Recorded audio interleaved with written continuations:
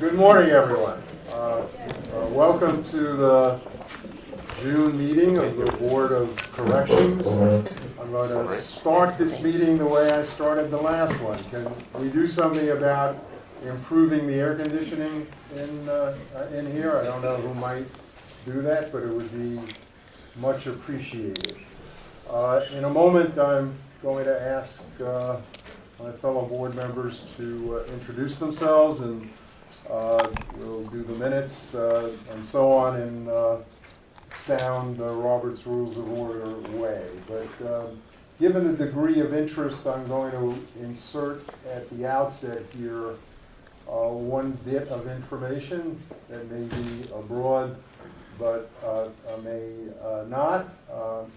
Something of a high degree of interest in an item on our agenda, the petition from the Department of Corrections. We will today be discussing it to some extent, but we will not be voting on it today. I'll stop there because there'll be much opportunity for the board to talk about that and related issues. So let's get to the introductions, starting with our newest members. So why don't you kick it off, Steve, then you, and we'll go this way.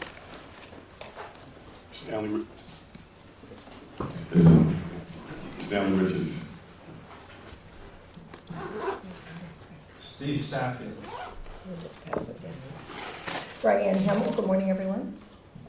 Bobby Cohen. Good morning. Good morning, Jennifer Jones Austin. Eric Stevens. And I'm Stan Brezonoff. Let's do the minutes. Do we have them today? There are no. The minutes were not accomplished for the reasons that we've become very aware of, and something that I expect will be corrected in the short term. And that's perhaps the first and very significant item in my own report. I'm very happy to announce that on June 15th, the new executive director for the board will start, Martha King. We're very excited that her impending arrival. She comes with a very extensive background in criminal justice and public policy and government, and we look forward as a consequence to being able to better deliver on the administrative side. I should note that the staff of the board has been nothing short of heroic in keeping the operation going, despite the fact that there has not been an executive director, and the strain on staff has been considerable. Last month, I acknowledged the enormous and critical contribution of Richard Wolf as a consultant. But no less than Richard has been the staff, and they perhaps even more than we on the board are looking forward to Martha's arrival as the executive director. I already noted that we will not be seeking to vote on initiation of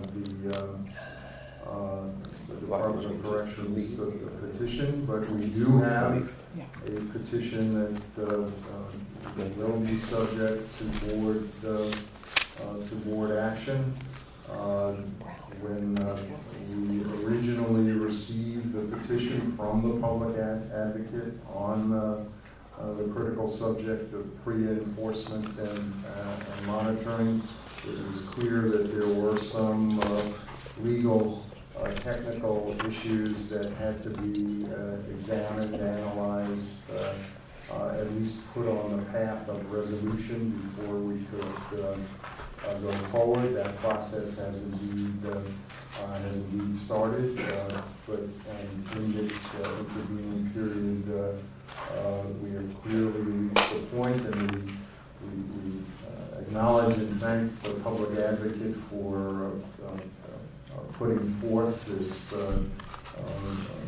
really critical document for enforcement in an area that just cries out for it, cries out for monitoring and reporting, and that is also on our agenda. With that, let's move into the committee reports. I think, are you first, Brianna? Oh, Bobby is first. What's the reversal? So tied up here, isn't it?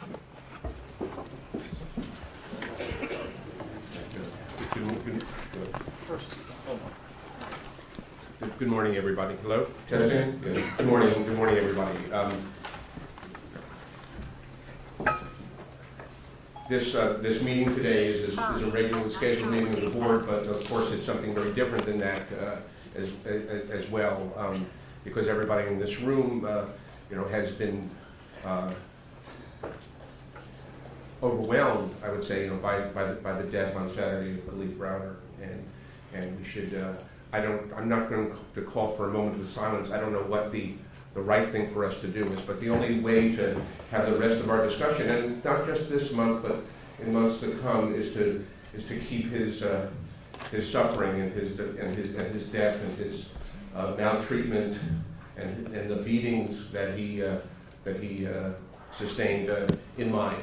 And I know we all do that, and I believe our meeting today reflects that meditation that the board and all in the city is taking right now because of his death. So I'm going to talk about a few issues today.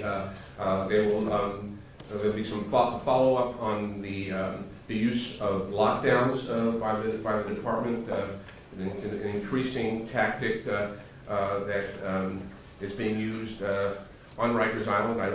I believe that the department is using it to uses lockdowns as a way of trying to address the issue of violence. I don't think it's a successful attempt, and it certainly is always on the edge of and often violates our standards. Can I have the first slide, please?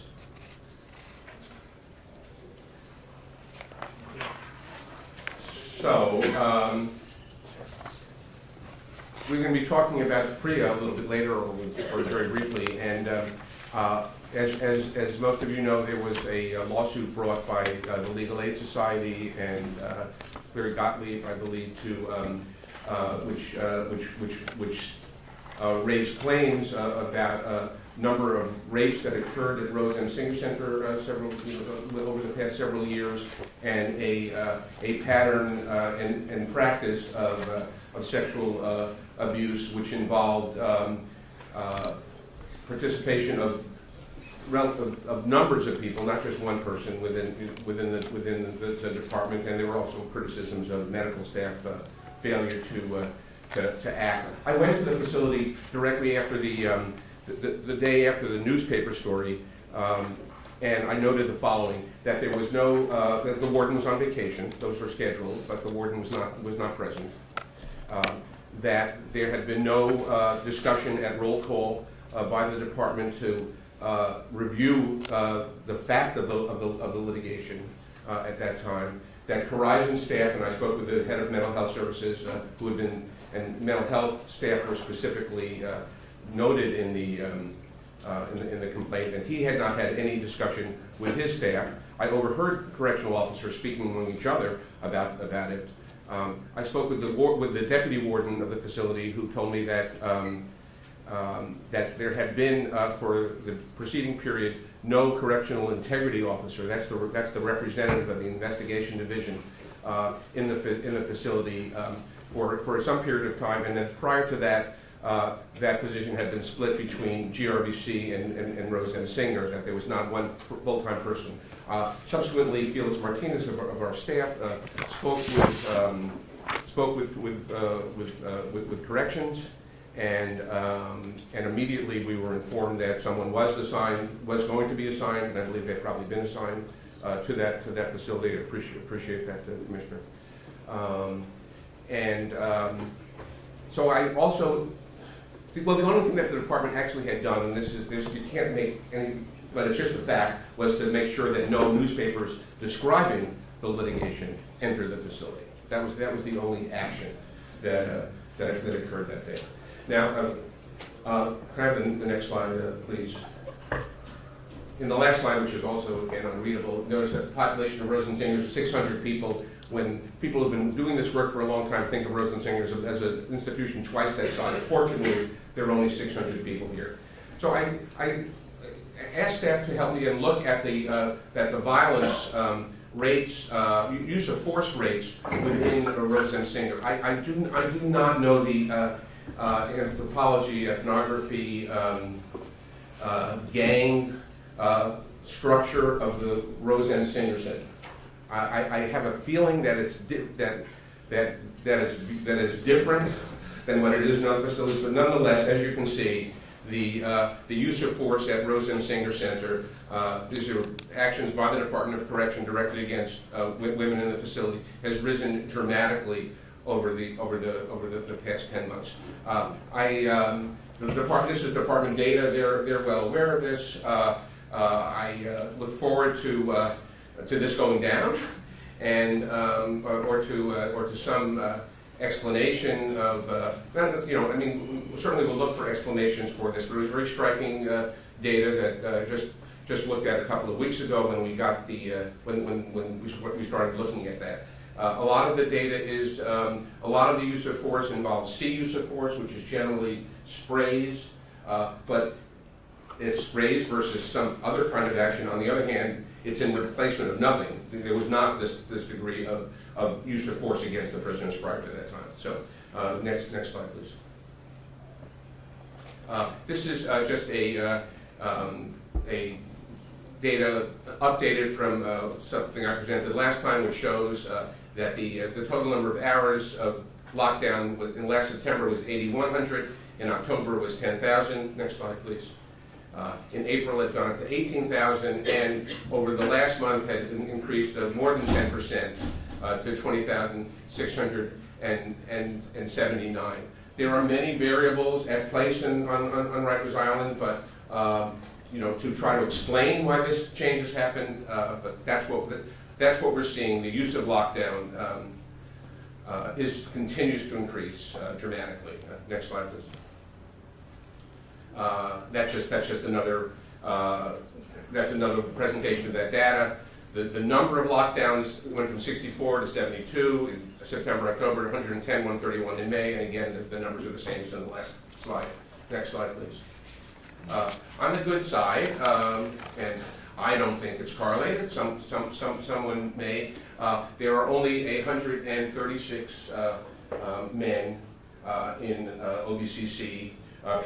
Central Punitive Segregation Unit. That's a tremendous accomplishment by the department. The board helped with that. But this is a facility that used to have 400 and 500 people locked in 24 hours a day. In most cases, 23 on a good day when they got recreation. And now there are only 136 people there. I don't have, because we haven't yet received the information regarding how many people are awaiting solitary confinement. Perhaps the commissioner has. I'm sure he can get us that answer. The waiting list data I don't have. I know that's come up at city council hearings and something that we're concerned about as well. And as you can also see, ESH, which we're not including in punitive segregation, although I believe is a punitive segregation unit, is only 51 out of the 250 cells which have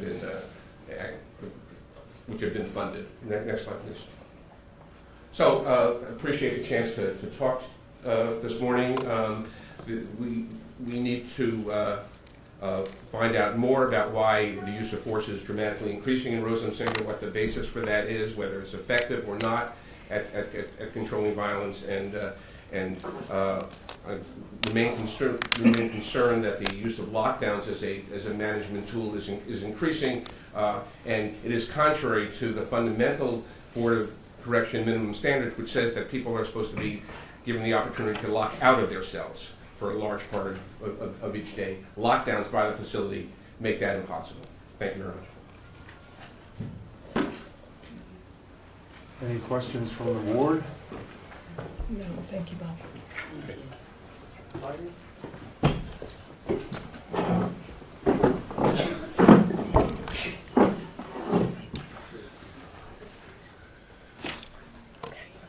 You want to call me? Would you mind holding that?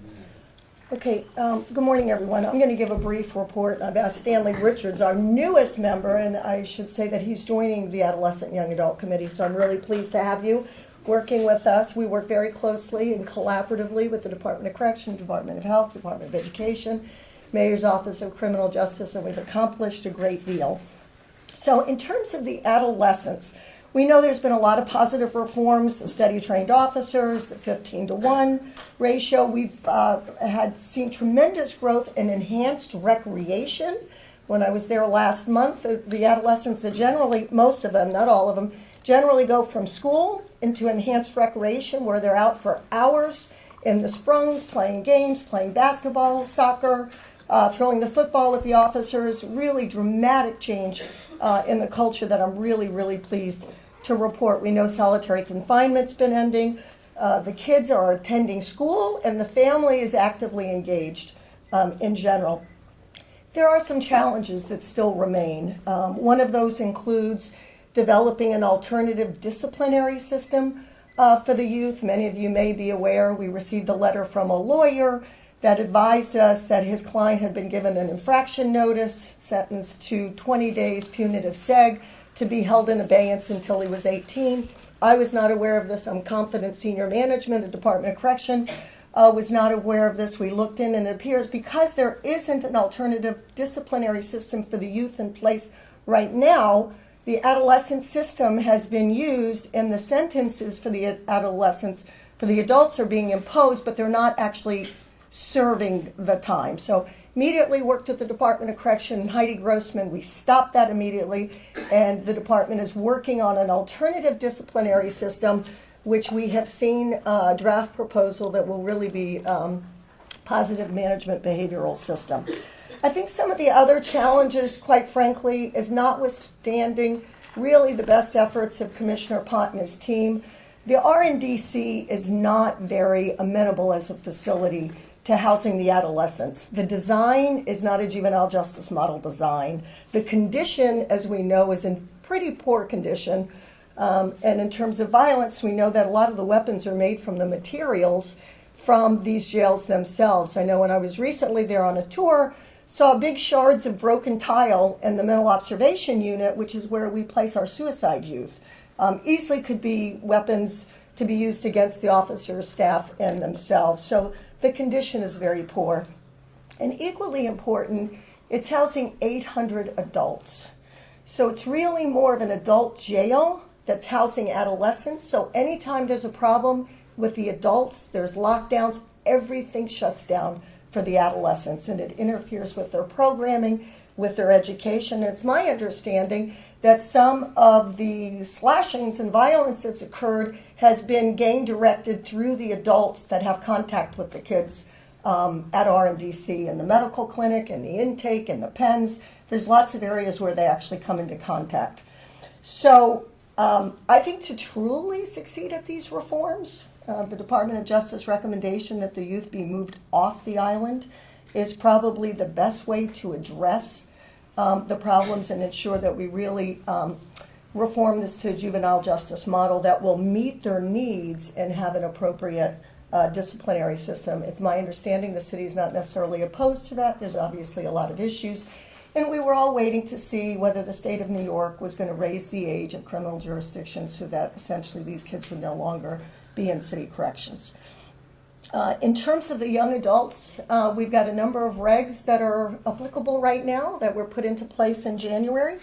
Those include that the department has to present to the board an age-appropriate programming plan for the 18 to 21-year-olds. That includes a housing plan, because the regs also call for, in October, that there'll be commingling of the 18 to 21-year-olds. This was something that the board considered and granted based at Commissioner Pont's recommendation and request to really treat the young adults more as adolescents because of the neurobiology and their needs are much more similar to adolescent. And then, of course, the ending of solitary confinement and enhanced supervision for the young adults, that's 21 and under, by January 2016. It's my belief, based on our weekly meetings, that Commissioner Pont and the city are very, very much committed to these reforms and complying with the regulations. Some of what I can tell you, although I know they'll be presenting their plan later this year, some of what I can tell you based on the requests that have been made by the various agencies involved out at Rikers. The Department of Correction has been given $13 million. It will be $9 million this next fiscal year, but then going up to $13 million. $3+ million for the Department of Health and $3+ million for the Department of Education. So we're talking about over $20 million to help implement this plan to end solitary confinement. It includes transitional services, educational services for the youth. I think the Department of Health and Mental Hygiene reported on this at the last meeting. It includes hiring an adolescent psychiatrist where they'll do diagnosis and treatment based on adolescent and young adult psychiatry, not adult, substance abuse for 16 to 18-year-olds, offering creative arts. And another terrific piece of news is that the Department of Health and Mental Hygiene will have 2 training fellow positions now out at Rikers. The city is designing an implementation plan. We'll hear more about it later this year. Part of that includes, and I really give praise to Wynette Saunders, the Deputy Commissioner, and the Commissioner. They have been provided the funding to hire 20 full-time program counselors to work out at Rikers with the adolescents and the young adults, and that will be starting the end of June. We still have some challenges. We're still trying to work on finalizing the true proposal and policy that's been a draft, and that's essentially the transitional restorative unit, which is where the adolescents who are deemed to be too dangerous or disruptive to be in general population are placed, and there are still some issues that are being dealt with on a weekly basis in the department's advisory meetings, and one of those issues is due process. Is due process required for those types of placements? It's something the board and obviously the department and the lawyers are considering. And lastly, I think one of the issues I need to report on has to do with monitoring compliance with our minimum standards. It's been a challenge for the Department of Correction and for the Board of Correction to monitor compliance. You heard about the one issue about punitive seg that was being at least sentenced, although not actually in placement. And it seems to me that the policies and directives and, an example, sentencing grids, all these may not have caught up with the regulations. And those regulations that they have caught up to, we really need to have a better idea of what the compliance is. Because when I find violations, as inevitably I do when I go to Rikers, generally I call it to the department's attention and they immediately correct it. But there needs to be something systematic that's put in place so the community can rest assured that we can meet our mandates and the department is in fact complying with the regulations.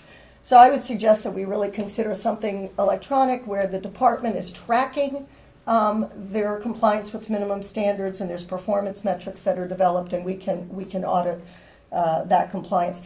And I'm of the belief it's incredibly important regarding violence, because what I've found is when I've learned that there's units where there's inmate tension that's rising and there's lockdowns, when I go into those units and I speak to the young people in particular, I'm often told, well, Judge, you know, they imposed no contact visiting. All of a sudden, a month ago, they stopped letting me see my family. Or we don't go to yard anymore. We reckon these little cages as if we're in punitive seg. They're not in punitive seg. It's strictly administrative. So they get angry, and they're young people, and I assume adults do this as well. If they're not given what they believe they're entitled to, and they are, they get really angry, they get frustrated, and they start acting out. So I think we have an important role to play to ensure compliance, and I think ultimately that will help the department and could help to reduce the violence. So that's my report for today. Thank you. Questions? Thanks. Any questions? On the board? Okay. Just a quick one, man. I know what happened here, but you called to the attention of the department shards of material that you found that represented a near-term danger, and they responded. Yes, I can just tell you what occurred with that. So upon going in this tour, the kids in the mental observation unit were in school, walking around the premises, really looking at all the various housing units. There were several large shards. I was with staff, and Wynette Saunders had left at that point. We were with Deputy Warden Glenn. We saw this, immediately called it to the department's attention and informed them the youth absolutely cannot be placed in that unit. It's not safe. He immediately conceded that it wasn't safe. So the department made arrangements, it's my understanding, to close the unit, to move the adolescents so that they can do all the repairs that was necessary. But I think it's just an indication of a building that in some parts is actually crumbling and is not safe and secure. Thank you. And I actually went out there last week and I took a look at that dorm. All of the repairs were made. The floors have been repaired. The windows have been repaired. They did a pretty good job. Yeah, great. Thank you. Thank you, Stan. Which brings us to the Department of Corrections report and update.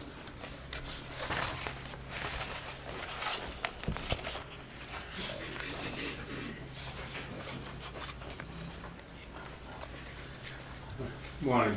Morning.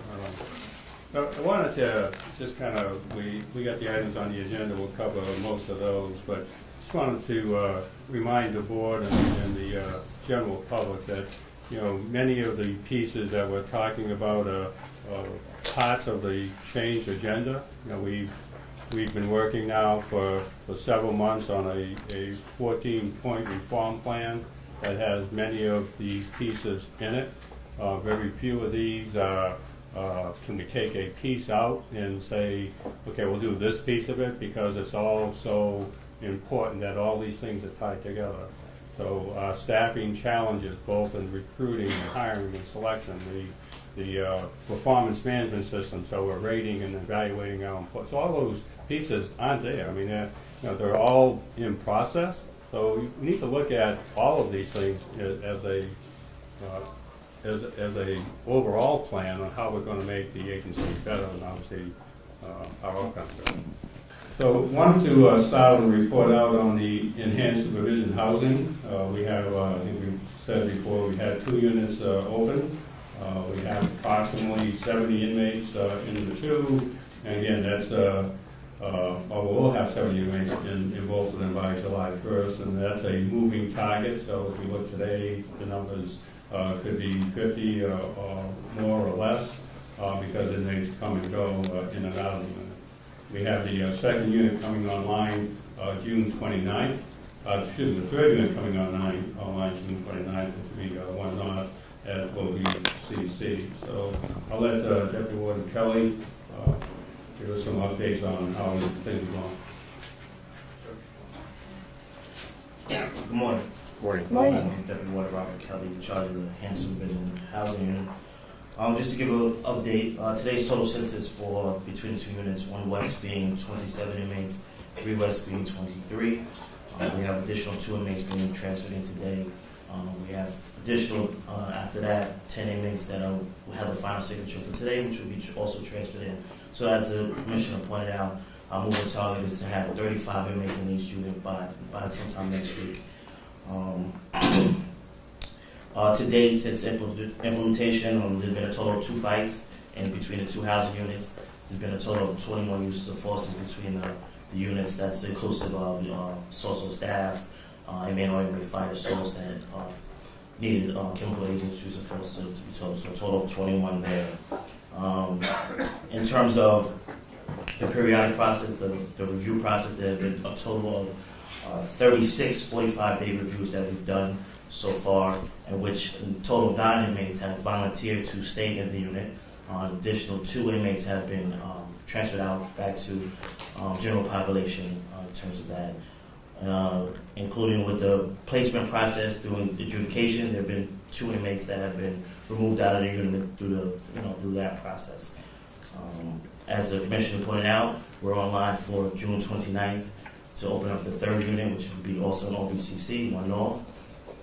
We're aggressively approaching the anticipation of that. So we're having weekly, status meetings with maintenance staff to make sure that all the repairs and renovations are completed. I've met with Deputy Commissioner Saunders in terms of the non-uniform staff in terms of the programming that will be conducted to, be in line as the other 2 units are.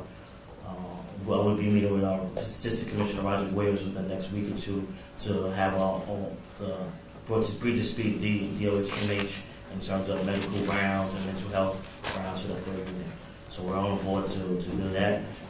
Once again, it's a work in progress. It's a slow, steady pace. We're balancing, make sure that from a security aspect of it as well, that certain inmates, we're placing in these units to understand that the goal is for their rehabilitation as they placed back into the general population or as they're discharged or have you. In terms of discharge, as the commissioner said, the constant in and out, there have been a total of 62 discharges in and out the 2 units since implementation as well. So that's through state prison, that's through population, that's through punitive segregation.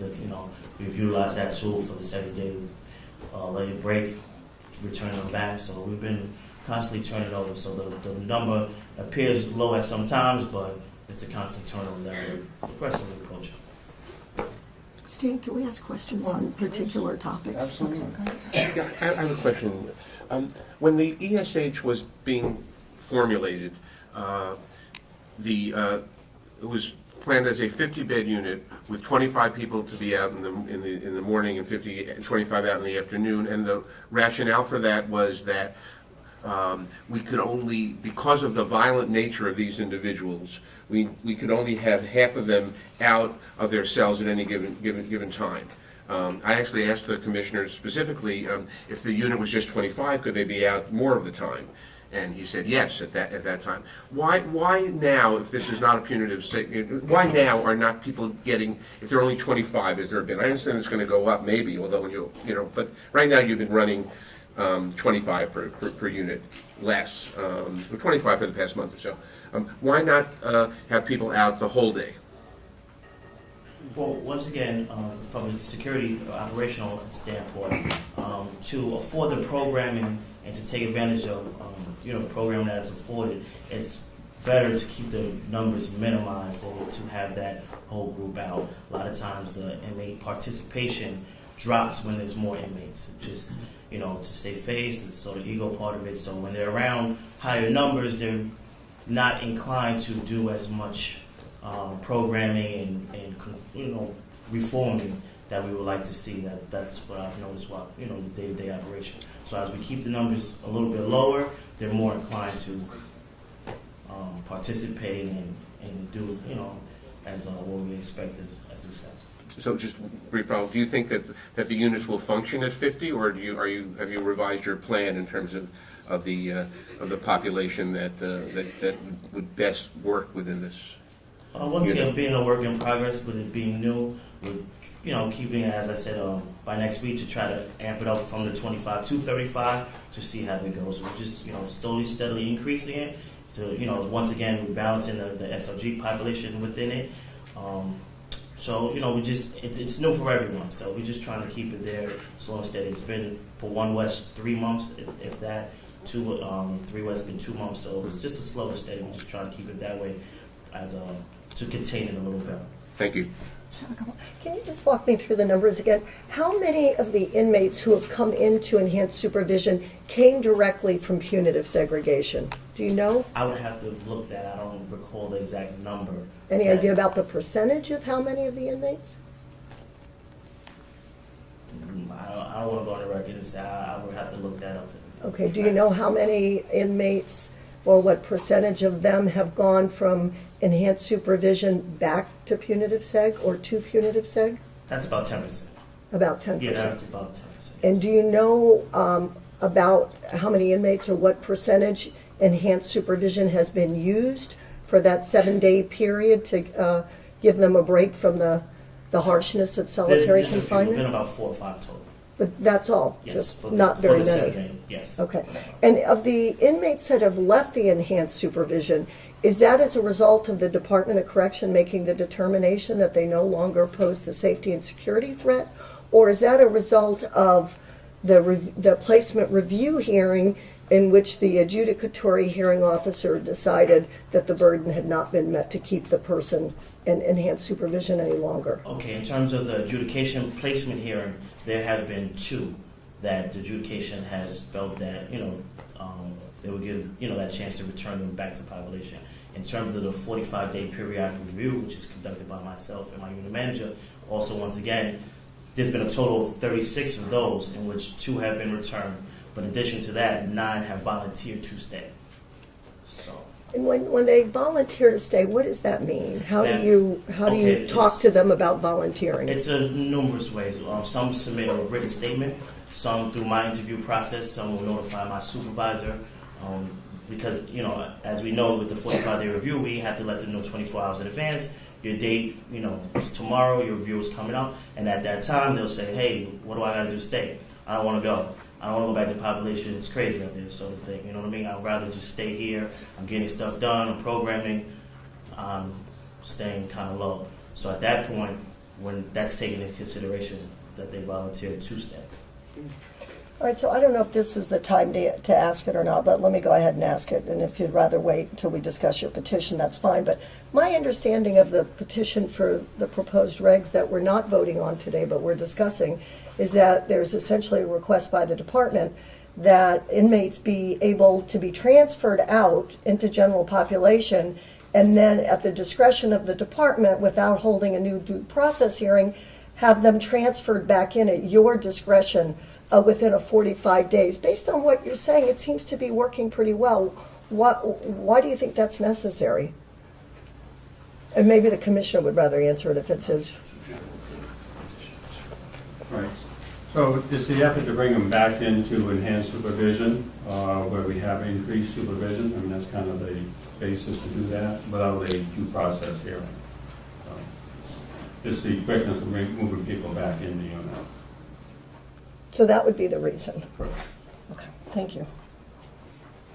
One other question, Deb Kelly. What criteria do you use? You said you reviewed 36 cases, and 2 cases you decided to send them back to general pop. What criteria do you use, and why so few people end up going back to general pop? Okay, so when they first enter the unit, basically I give them a person, I do an orientation with them, and I give them a brief overview of what got them in and what can get them out. A lot of times we, with it being new and being transferred there, according to them, against their will, there's the resistance.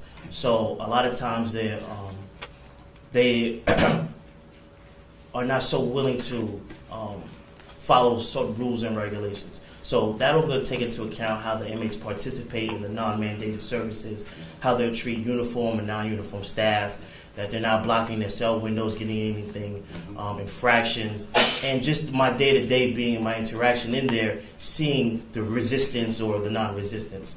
So as I said, with it being new, a lot of times when they do enter the unit, they'll still have that general population mentality in them. They still, there's other inmates around, so they'll, have the macho part of it to it. So they don't want to seem as if they're willing to conform. So in that initial 2 weeks or so, they're doing things that whether it's, where we have to give verbal reprimands, where we have to actually, generate an infraction, or they'll just unwilling to participate and to, conform with the rehabilitation of what we're trying to do in the unit. So all that takes into account. I also meet with my unit managers, my supervisors, the staff on a day-to-day basis to see their interactions, but not on the uniform side of it, but I have a very good rapport with the non-uniform, those that do the programming, the social service, the law library, the legal coordinators. On a day-to-day basis, I speak to them. So a lot of times they'll even give me their input on how the person is coming along. So basically the criteria is subjective. It depends on your observations of them. And not only mine, but those that are working in a unit, uniform and non-uniform. Given that it seems like a low number of people who are going from the special housing unit to punitive SAG, the high number of people that were up for a 45-day review and the low number who got transferred out into general pop, do you think that department needs some very clear-cut standards in terms of what it takes for people to go back to general pop as opposed to I general think the observation? number being low as well because the volunteer portion. Those that volunteer would be the ones that I would cut loose, to be honest So with you. let me pick up on that point for a second because, and I don't necessarily have a question, but I do have a statement of concern. So of 36 reviews, 9 determined voluntarily to remain in the enhanced housing supervisory unit, enhanced supervisory housing unit. 25% volunteered to remain.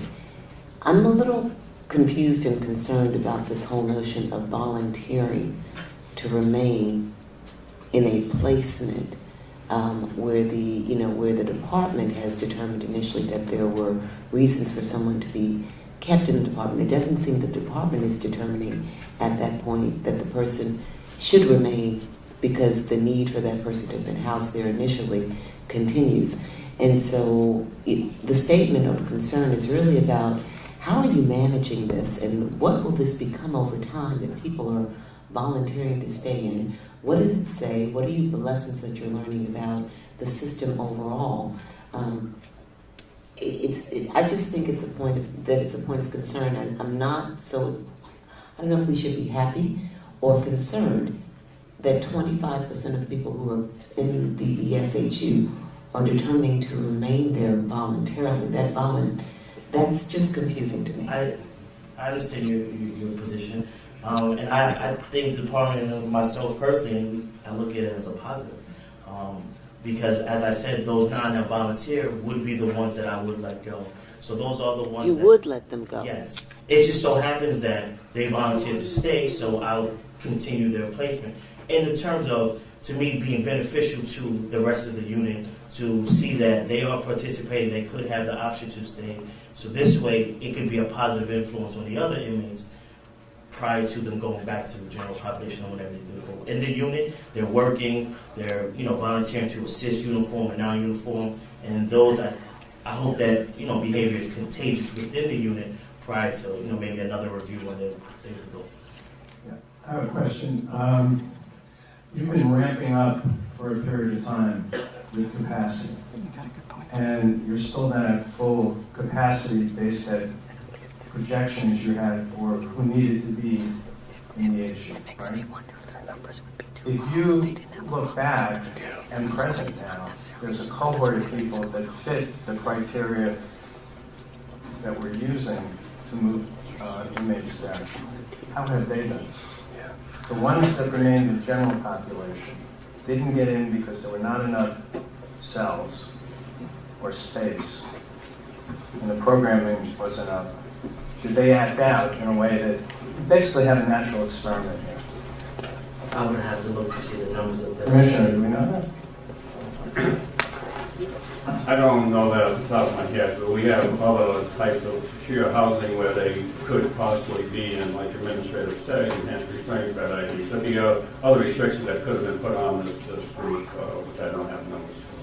But at least theoretically, there's a cohort that's remained in the general population that didn't get in. Correct. Right. It'd be important, I think, to take a look at that. Because it may be one thing that when they get there, they want to stay, or 25% want to stay. But what happened to the inmates that never went there? Did your predictive analysis, was it accurate? I think that's the question I'm asking. Well, I think too, I would assume you're looking at it, but part of, we've all been working sort of from the bottom up, punitive SAG enhanced, but what we really need to do is look at a disciplinary system for all inmates that includes adding a lot of programming and adding a lot of incentives. So do you have any reason to believe that some of them might want to stay because they're getting programming there that they wouldn't ordinarily get? There's certainly a lot of idleness reduction available there that's not available in general population. So the smaller numbers of inmates interacting with other inmates is always a benefit. We see that benefit on the adolescent side when we do. If we did nothing but reduce 1 to 15, there was a good bump up or good behavior from that. So we know programming is the answer for many of these pieces. The value, return on investment on programming at the highest need. I mean, not most violent, most problematic inmates. They're usually the best beneficiaries of the program, in the sense of getting more of a return on investment. I think some of that we're seeing in this group. And the fact that probably maybe for the first time since the incarceration, we're actually getting some programming that they see some value. So I agree. So let me just add, so I appreciate that, and that helps me to understand better, but I would caution that you have to really manage and control this. I mean, you're not creating you didn't create ESHU for people to voluntarily stay there. If you're learning more about your programming, then how do you take those lessons and apply them to the general public? What are the lessons being learned that then can benefit the numbers at large? We don't want to be in a situation where people are volunteering to stay in more restrictive settings that, compromise their freedoms. I just don't think that's the right way that we want to be moving. So we have to look at what are the lessons to be learned and how does it apply. And I just have one final question. Is the department, are you all electronically tracking compliance with minimum standards that govern here with respect to enhanced supervision? So our electronic ability to track anything is pretty limited. That's right. We have systems that are coming online, we have systems that are developing, but our ability to track anything purely electronically is pretty limited. So we're developing models to do many of these things. We're moving in that area, but we don't have very much capacity for a lot of the systems don't talk to each other to get information. You got to go to different systems. Some of our classification is on paper, so it's a kind of an inmate management system that once it's up and running, it gives us all that information that's pretty accurate.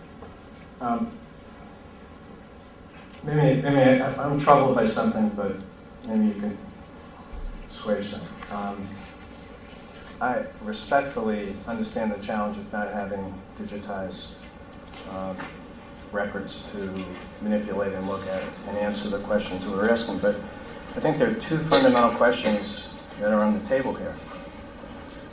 One is why people stay, and I think it's plausible, certainly plausible, the reasons you put out, this program that wasn't programming somewhere else. And then there's also a group that never made it, and we know their names and we know their history. Some went to punitive, some left, and some stayed.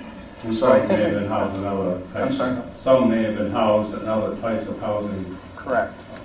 But for the group that remained in general population and the group that went through the program and requested to stay, I think we need to learn something, not just for being prudent with the resources, albeit it is very expensive, but is it working?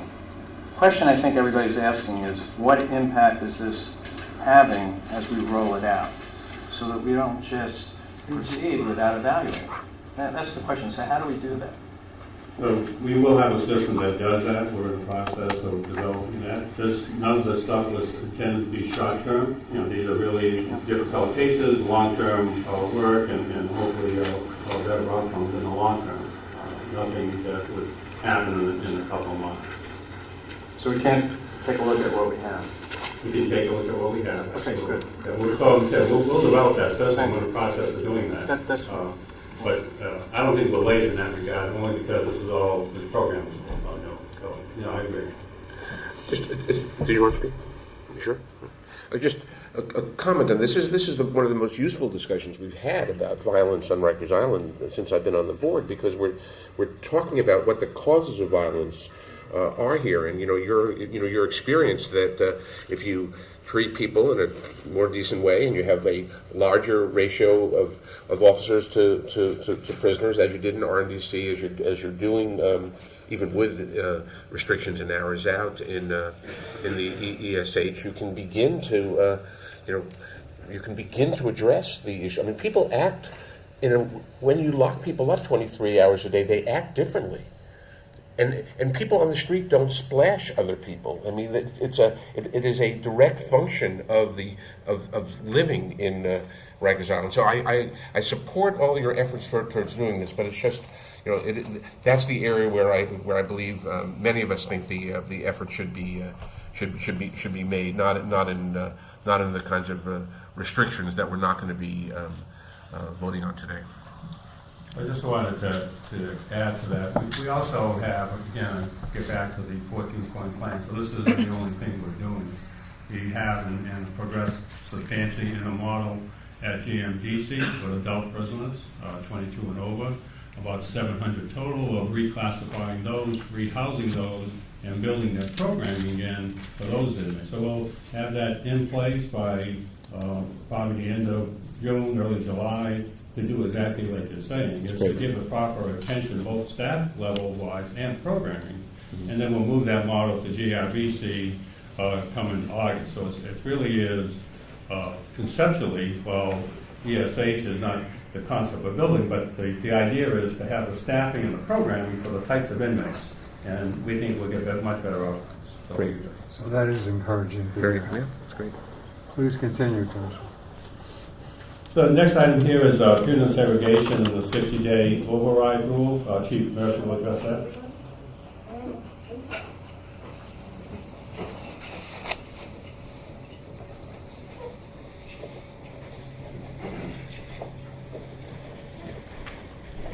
Good morning. Good morning.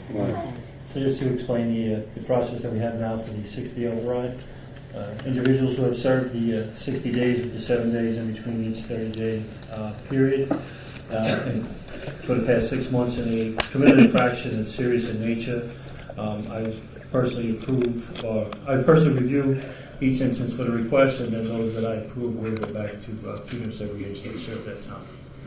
So as of right now, I had 5 requests and 4 were approved. I have a question. Jump right in. I believe the first one you approved was a JD, were the initials. Is that right? I think the first one we received a request from the department for was a prisoner whose initials were, he has many initials, but one of them was JD. Okay. He's a man who has been who has thousands, I believe, on the order of 1,000 days of solitary confinement that he owes, who has set 50 fires in the department, who is Deputy Chief Canty and Dr. Ford of DOHMH consult on a weekly or bi-weekly basis. He is known as a very, very difficult to manage person, and he always will be, I think, probably, or for a long time will be very difficult to manage. I didn't understand why the notion of increasing the amount of punishment he receives, because clearly in this case punishment has nothing to do with, it does not improve his behavior. I mean, you've been punishing him. He used to be in 12 Main where he was for a long time, and punishment doesn't deal with him. He needs to be controlled. He needs to not hurt himself or hurt other people. But you have other places where in maximum units where you can keep this man. What was the meaning to ask to tell the board we're going to punish him more when you know that punishment has no effect on his behavior? Why not just keep him in an area where he couldn't hurt himself or other people? Well, if we're talking about the same individual, he was in an area where he was outside of the punitive segregation unit and unfortunately set another fire that jeopardized the safety of 7 other individuals around him. He always sets fires. He set fires when he was in punitive segregation He was before. not in punitive segregation at the time. He was out of punitive segregation. He was living on a tier with other individuals for some period of time until he lit another fire. So the thrust of your question, Ron, if I may, is Yes. what other options can be pursued? Is the juxtaposition only the punitive seg or the relative freedom that allowed for the additional fire to be set? Is there something in between, if I get your question? So we work on that weekly meeting that you're talking about. We work with DOHMH on those individuals that are a little more difficult than others would be. And so that was part of the plan that we had come up with, to put him in that particular housing unit. So if he doesn't rise to the level of a PACE or a CAPS unit, we put him on a tier with other individuals. And if he does act out, unfortunately, we'll send him back to punitive segregation if it's an incident of a violent nature. What I would say, I would find really helpful, I've had a hard time getting this information. And when I visit the jails, I often stumble across segregation units I never knew about. There's a lot of segregation units, a lot of administrative seg. They seem to all have different criteria for getting in and out, some restrictions on the minimum standards. I would find it really helpful if you could present to the Board of Correction a list of all the segregated units that you have and the policies that are attendant there too. If it's just an administrative policy, that policy, so that we can take a look at what it is that you do have available. I know commissioners alluded to several times to having other places to send people, and I've seen some of those units that certainly appear to be very restrictive. So I think we need to have a better understanding of what is available. What are the tools that you already have? We can get that. Thank you. Thank you. Chief, what criteria do you use to determine whether or not to implement the override?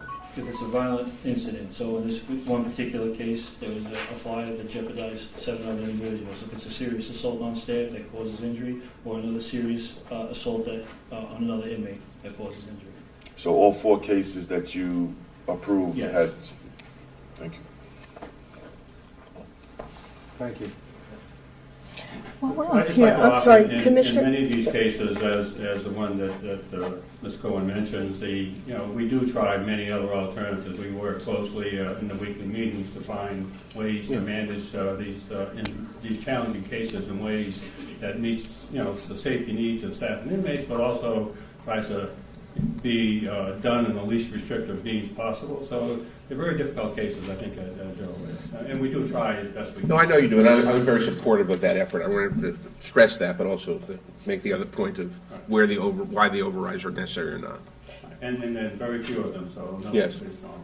But before we leave the punitive seg topic, can you just tell us how you're going about in expunging the records of the inmates that have owed time or have accrued time that's beyond what they could be sentenced to? For example, when I looked at some of the internal documents regarding adolescents, I found a lot of accrued time still on these documents, sometimes hundreds of days, or accrued time being imposed when the adolescent had come into the facility after our regulation was in effect. So that obviously makes no sense. So what I want to make sure is that none of these young people get inadvertently, accidentally put into punitive seg because it somehow remains on the record. So what's your process for expunging the time?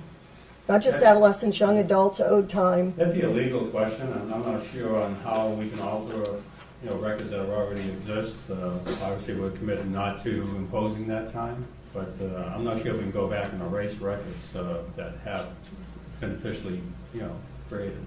But we also can have the rules in place to make sure that the time's not imposed. That's a legal question. I need to find out. So for those individuals that come into custody, we get a report each morning. So you say, if I was in punitive segregation, I got discharged, and I came back into custody today, and I owed 300 days from prior incarceration. We would know that those days were from a prior incarceration, and I would not go into punitive segregation. We have a separate unit, field operations unit. The warden reports directly to me, and his staff that he has on board, they monitor this daily. So they run a report each day of inmates coming into custody that owe punitive segregation time for a prior incarceration, and we ensure that those individuals do not go into punitive segregation for any of that time from a prior incarceration. As far as the 16 and 17-year-olds go, again, any time that they may have owed and has not been taken out of the IIS system, as far as them owing days still, again, they do not go into punitive segregation, as we said earlier. So the days may appear on their record that, yes, Timmy owes us 45 days for an incident during this current incarceration, but the fact is, these 16 and 17-year-olds, he will not go into punitive segregation. That's another indicator that's tracked by the unit, the field operations unit. Thank you.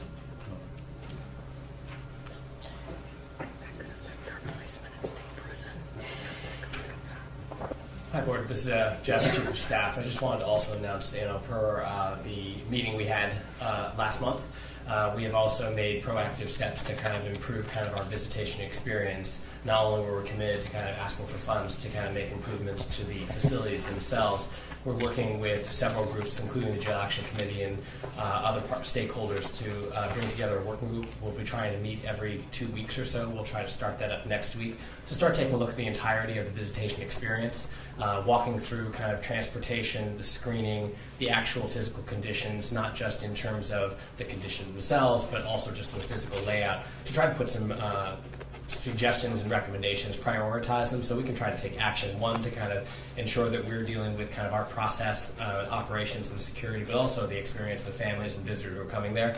We'll report out to you frequently on that as we move forward. We'll try to set some goalposts, but to be honest with you, we haven't had the first meeting, so obviously I'd like to kind of talk to the group first before presenting what those are. Jeff, is there any time frame around what objectives you're trying to accomplish and when you might get to accomplish those? Yeah, to be very honest with you, sir, because we haven't met with the group yet, I don't want to commit to anything. Obviously, in the next couple of months, we'd like to kind of present, within a month or two, we'd like to at least present a plan to you on kind of those things that we are going to pursue, kind of what visits, what kind of issues we're going to try to address. But in terms of actually coming up with the recommendations, if you don't mind, I'd just like to wait for the next board hearing to kind of talk about what that might be. I don't know whether, is anyone from the Board of Correction included, any members or staff? Not at this point. We were only going to have it small and then invite people in specifically to talk about specific issues. We'd have a core group of maybe 8 people or so, and then as we move forward, every time we were talking about either a security issue, the screening technology, or the conditions themselves, physical layout, we would bring people in to talk about those issues with the group. So there was always a central group to kind of make the decision, familiar with each other, build the trust in that group, but also have people who had expertise to come in and talk about specific issues. Happy to talk to you about some of those Yeah, things. and the reason that I had asked that is I know when Commissioner Pont started his work group for adolescent young adult, it was initially just an internal group, and then he expanded it. And what we found is the collaboration has really benefited everybody in the system, because everybody gets to sort of weigh in, and I think having the board involved has been helpful. Since it does somewhat relate to the visiting regs you're going to be asking us to change, you might consider that. But I understand what you're trying to accomplish. Absolutely. I think Jeff agrees, so. I do. we'll be here. There you go. As told. Thank you. Thank you. Thank you. Thank you. So the next item I have is the PRIA, what's going on with PRIA. I know we have a petition that the board will take up in a little while, but I think the New York City Department of Corrections has done a good job. We've done a very good assessment. The draft report for comments was just shared, I think, late last week. We'll be going through that, meeting with the consultants, and then making our plans on how to move forward. But I'd like to ask Andy Moss to come up and kind of talk about the process and then the next step. So kind of we know where we are now. We've done the assessment, so what's coming up. So, Andy? Good afternoon. Thank you, Commissioner. Thank you, Board. Judge, what you just said about all voices collaborating, I think, is so important as I look at this group and as I walked in today. And certainly the issue of sexual abuse is all in our minds. I'd also just like to say very briefly, any corrections professional worth their salt grieves any loss of life. So I am deeply moved by what you're going through here, and I want to acknowledge that. We have completed our draft report, and as the Commissioner said, he received that late last week. We are doing fact checking, so for instance, if we name something wrong, we've got the right fact there, but the recommendations and our direction is clear to us. We are looking forward to meeting with the Commissioner. I think that there are choices we can make in terms of making priorities around the recommendations. They are recommendations, so we need to see what the department really agrees with and how we can move forward. There's a sequencing piece that I would say an example would be to look at, for instance, you've been talking so much about disciplinary and segregation. There are tools and methodologies to look very gender specific. So at Rose Singer, if you look at how segregation is used, if it's like any other women's prison around the country, it's usually girlfriend fights.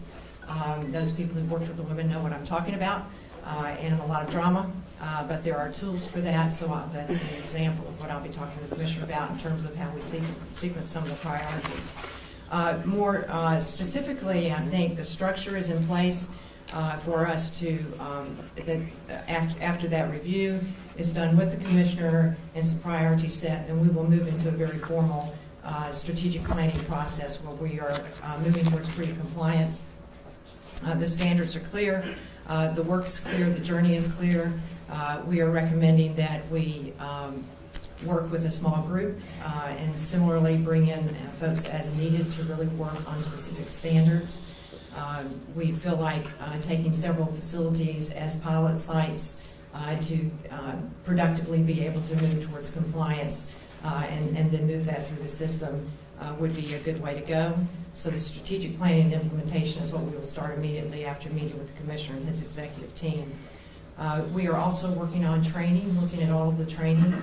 And again, we don't, as we move towards pre-compliance, it's important to us that there be some urgency, that people see some actual movement to our initiative so that we're not looking at pre-compliance at what point that might happen, because there are a number of agencies involved. It will take some time, but I think that sexual safety can be addressed and has continued to be addressed as we've been involved. When you get the Moss group, we do our PREA work a little differently. We call it PREA Plus.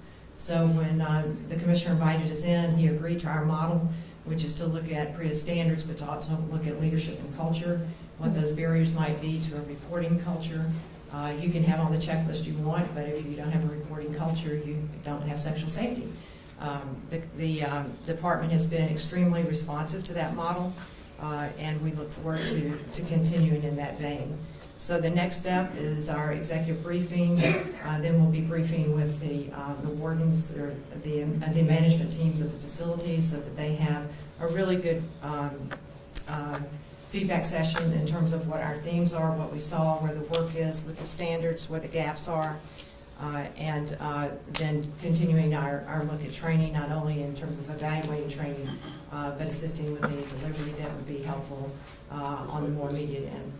Just like to add that, you know, if a member of the board would like to attend the executive briefing when that's scheduled, we'll be more than happy we'd to like to. have you. Thank you. Absolutely. So I think that's really my briefing. We're continuing our work. I've been very appreciative of being involved in these sessions and being able to listen to the many issues. As I said last time, to me, that all the dots connect. It's all about safety. And I think if you are PREA compliant and as you work on these standards, you become much stronger in all the areas it impacts, and particularly around the cultural norms that we're after in terms of responsiveness. Terrific. Thank you. Any questions?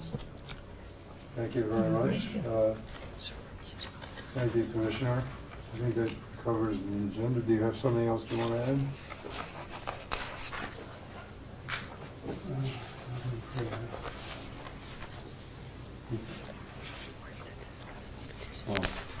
All right, got a couple items here. One was the enter into a program with Vera on safe alternatives in the SEG. And we have Sarah Sullivan from Vera here to talk a little bit about that program. It's again, several counties and systems across the country are part of this. I think it's a good kind of part of validating some of the work we've done, but also getting national input on how to move forward. So, Sarah.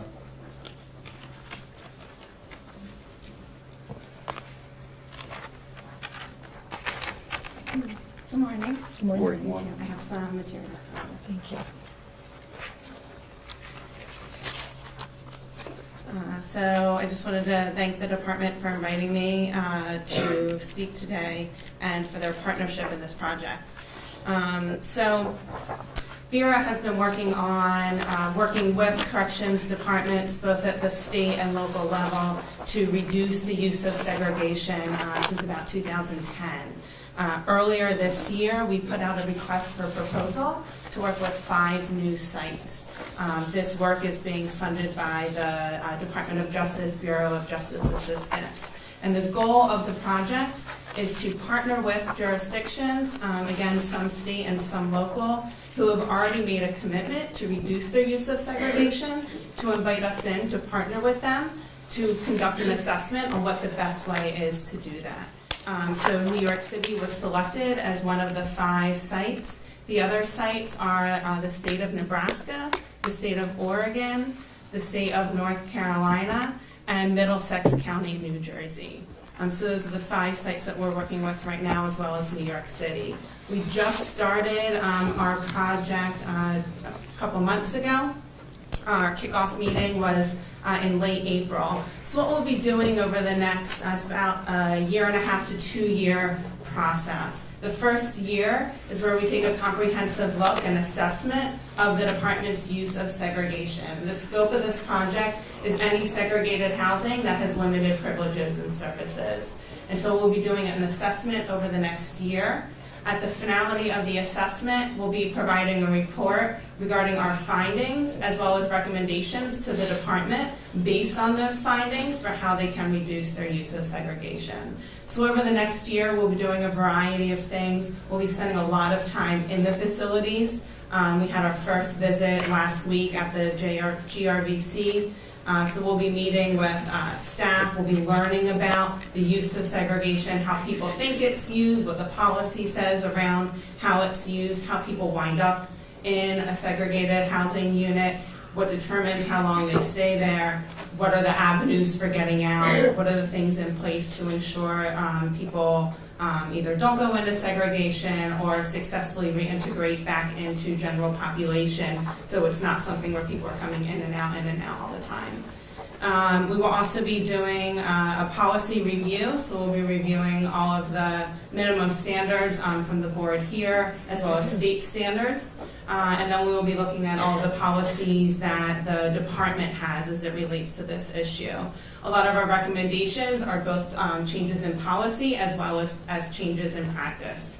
And then the last component is an administrative data analysis. We have a lead researcher on our team at Vera who's working on this project. We'll be doing an analysis and review of all the administrative data to really support what the findings are. You know, I find this to be one of the most interesting parts of the project. In a lot of states that we've worked in, sometimes the administrative data tells you exactly what you think's happening, and sometimes it tells you something very different than what you think's happening, and so that can really shed light on what some of the practices actually are. So as I said, around, I would say, June of next year is when we'll be producing that first report at the conclusion of our assessment, and then we'll move into the implementation phase. Vera will be here to assist the department with implementing the recommendations. We think it's important to provide recommendations that are doable, to provide recommendations that can actually be implemented, and we hold ourselves accountable to that by staying through and assisting with the implementation phase.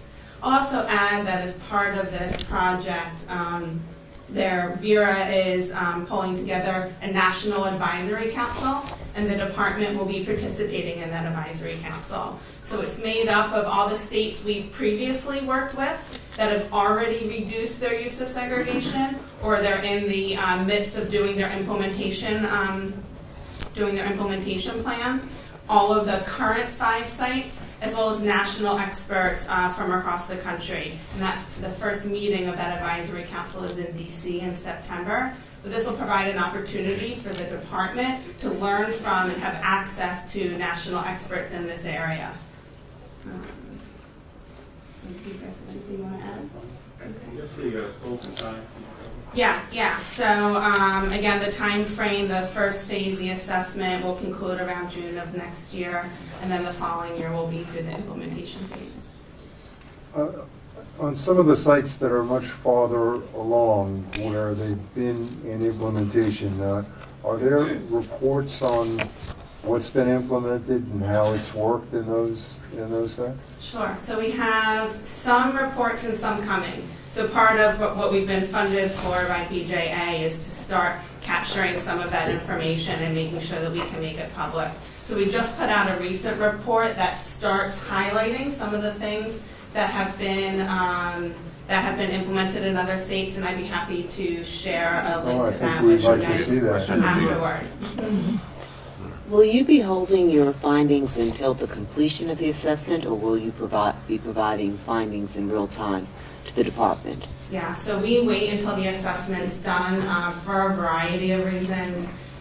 We know that when you're just looking at one facility or you just looked at 3 facilities, making changes, making recommendations, or what's going on in that facility is not just what's happening in that facility. It's really a system-wide thing. So we hesitate making any recommendations as we go, because we want to make sure we get a full scope department-wide before we make any recommendations. I'm not asking about recommendations, I'm asking about findings. Yes, so we'll be providing interim reports throughout the process to the department.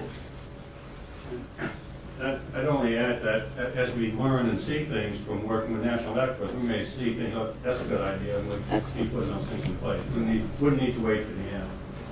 That's good. The other question is, even from my conversation with the commissioner a little bit earlier, certainly collecting data, accessing data, tracking data has been an issue for the department for a very long time. Is that something you'll be involved in? Enhancing data? Yeah, so again, we have a lead researcher that's working on that project, so they'll be working closely with the department to identify what information is collected, find out what information is missing. I'll tell you some of the recommendations that we make in other states have to do with information that's not being gathered, that needs to be gathered in order to really have a full assessment.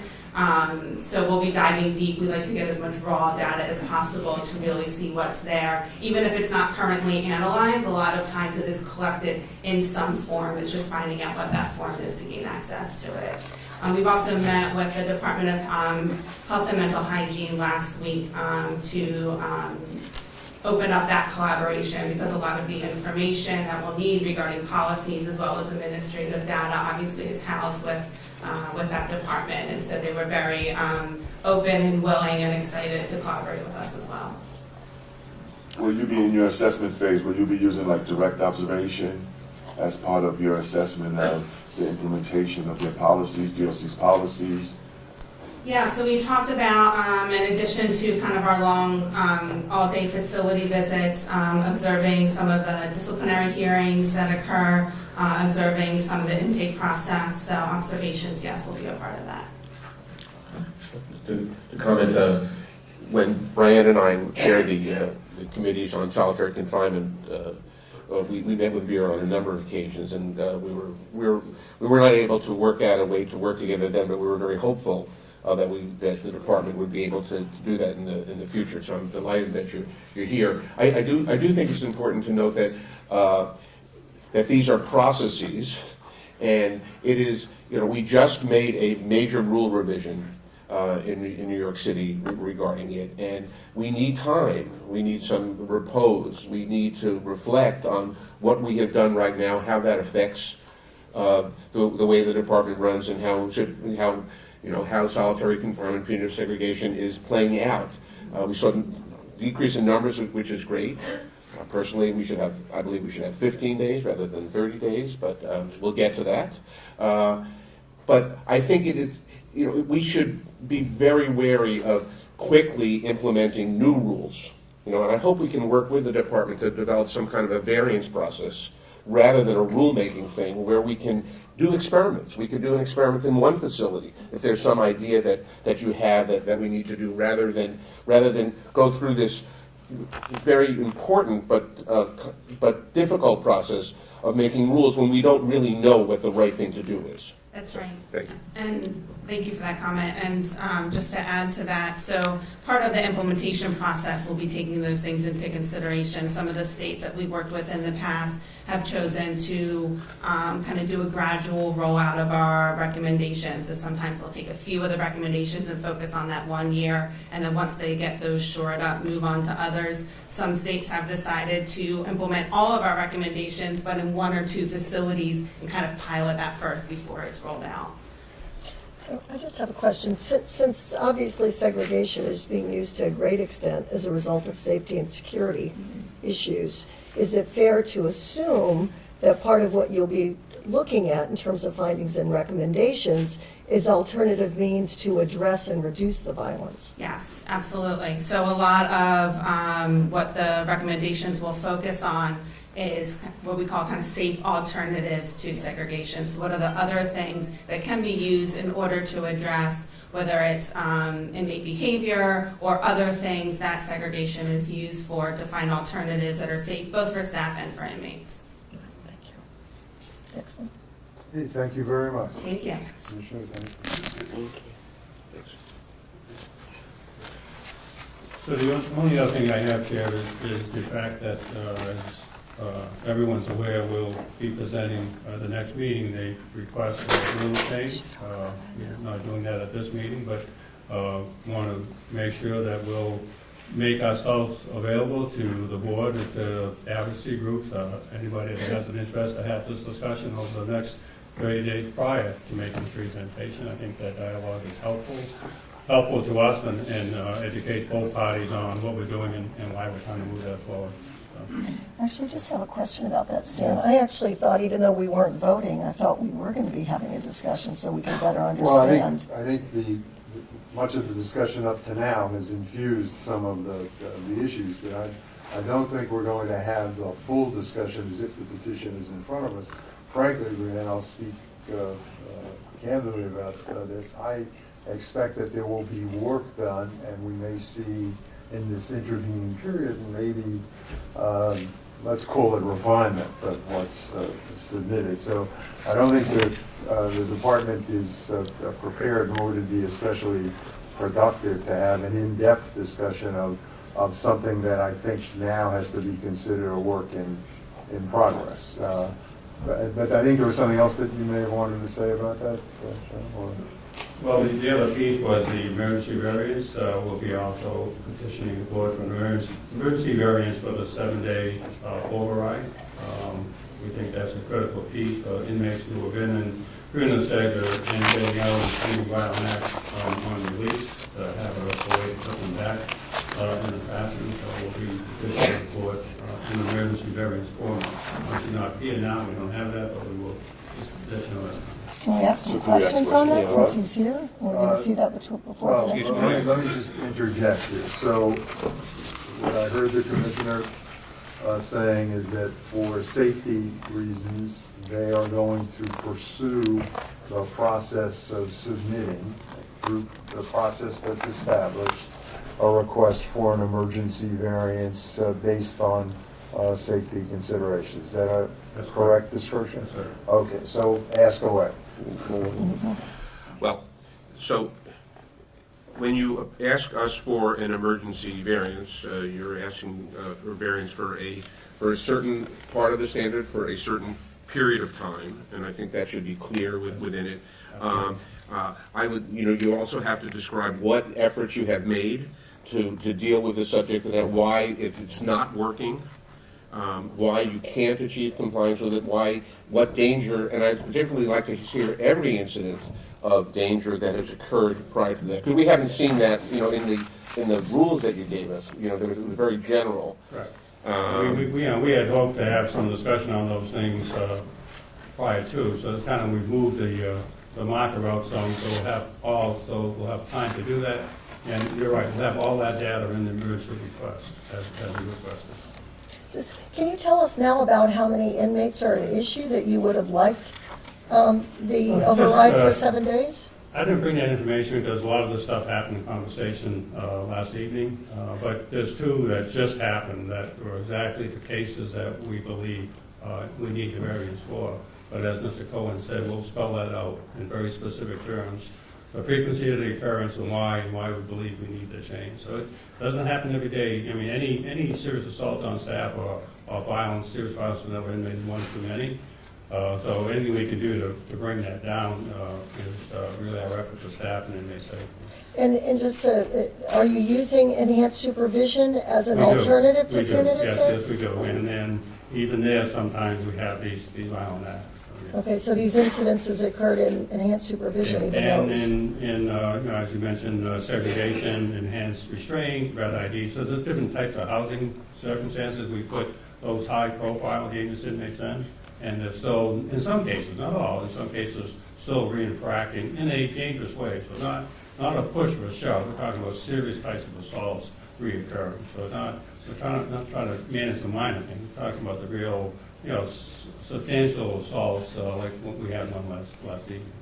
Have those assaults resulted in arrest? Absolutely, every single one. Okay, thank you very much. Thank you. The Department of Health and Mental Hygiene update?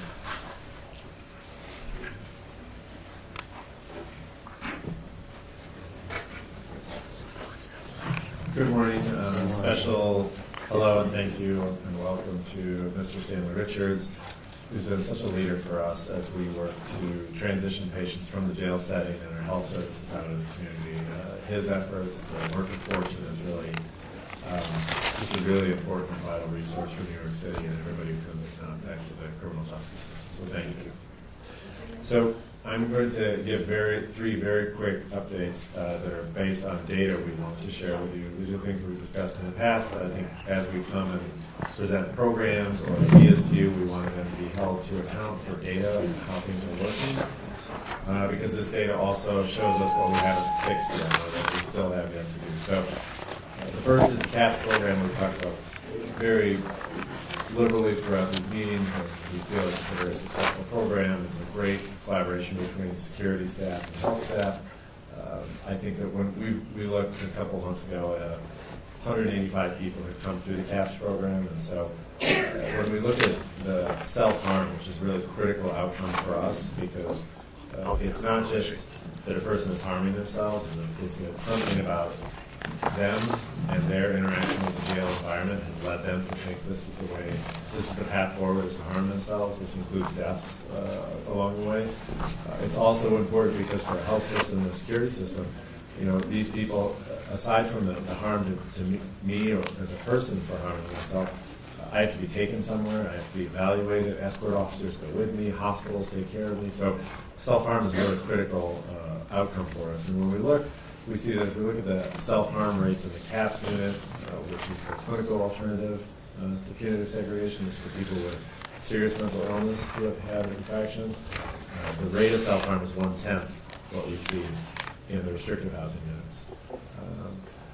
Because the patient profiles in those two units are a little different, it's also fair to ask, to raise that point. So then if we look at the individuals who have been in both units themselves, there's quite a few who have been in both in a CAPS and an RHU, we find that while they're in CAPS, their rate of self-harm is much lower. If we compare CAPS and Maui, which was the original iteration, it's 1/3 the rate of self-harm in CAPS as opposed to Maui. When we look at CAPS and RHU, it's 1/4 the rate of self-harm. So we think that we have created together, DOC and health, a really viable and important alternative that's better for patients, better for the whole system. It then brings up, what are we doing with this information to spread these lessons? And so two things I'll mention. One is that this week we're opening our third PACE unit. And so we've talked about the PACE units. These are units where we take the exact approach we have in the CAPS unit, but we use it in mental observation settings where people have not yet had a behavioral problem that led to an infraction. So the third PACE unit opening this week is an assessment unit for patients that we really need to dig into and figure out what are the behavioral health concerns. We need to do high-level diagnostics and then come up with a good behavioral management plan and treatment plan.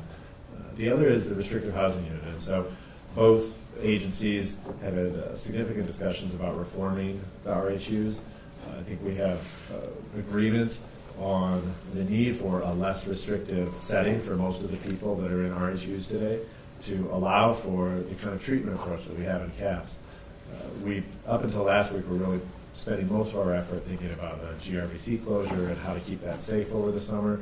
Now that that's not going to happen, we've committed in the next month to really sit down and hammer out the remaining points, which really comes down to how would people get into some alternative to RHU, then how would we give them more out of cell time for the clinical environment, and then for people that have problems, do we have a plan for them once they have a problem on the unit? So the RHU, really need, this data supports it, all the data, and the people in the jail support the need to reform it.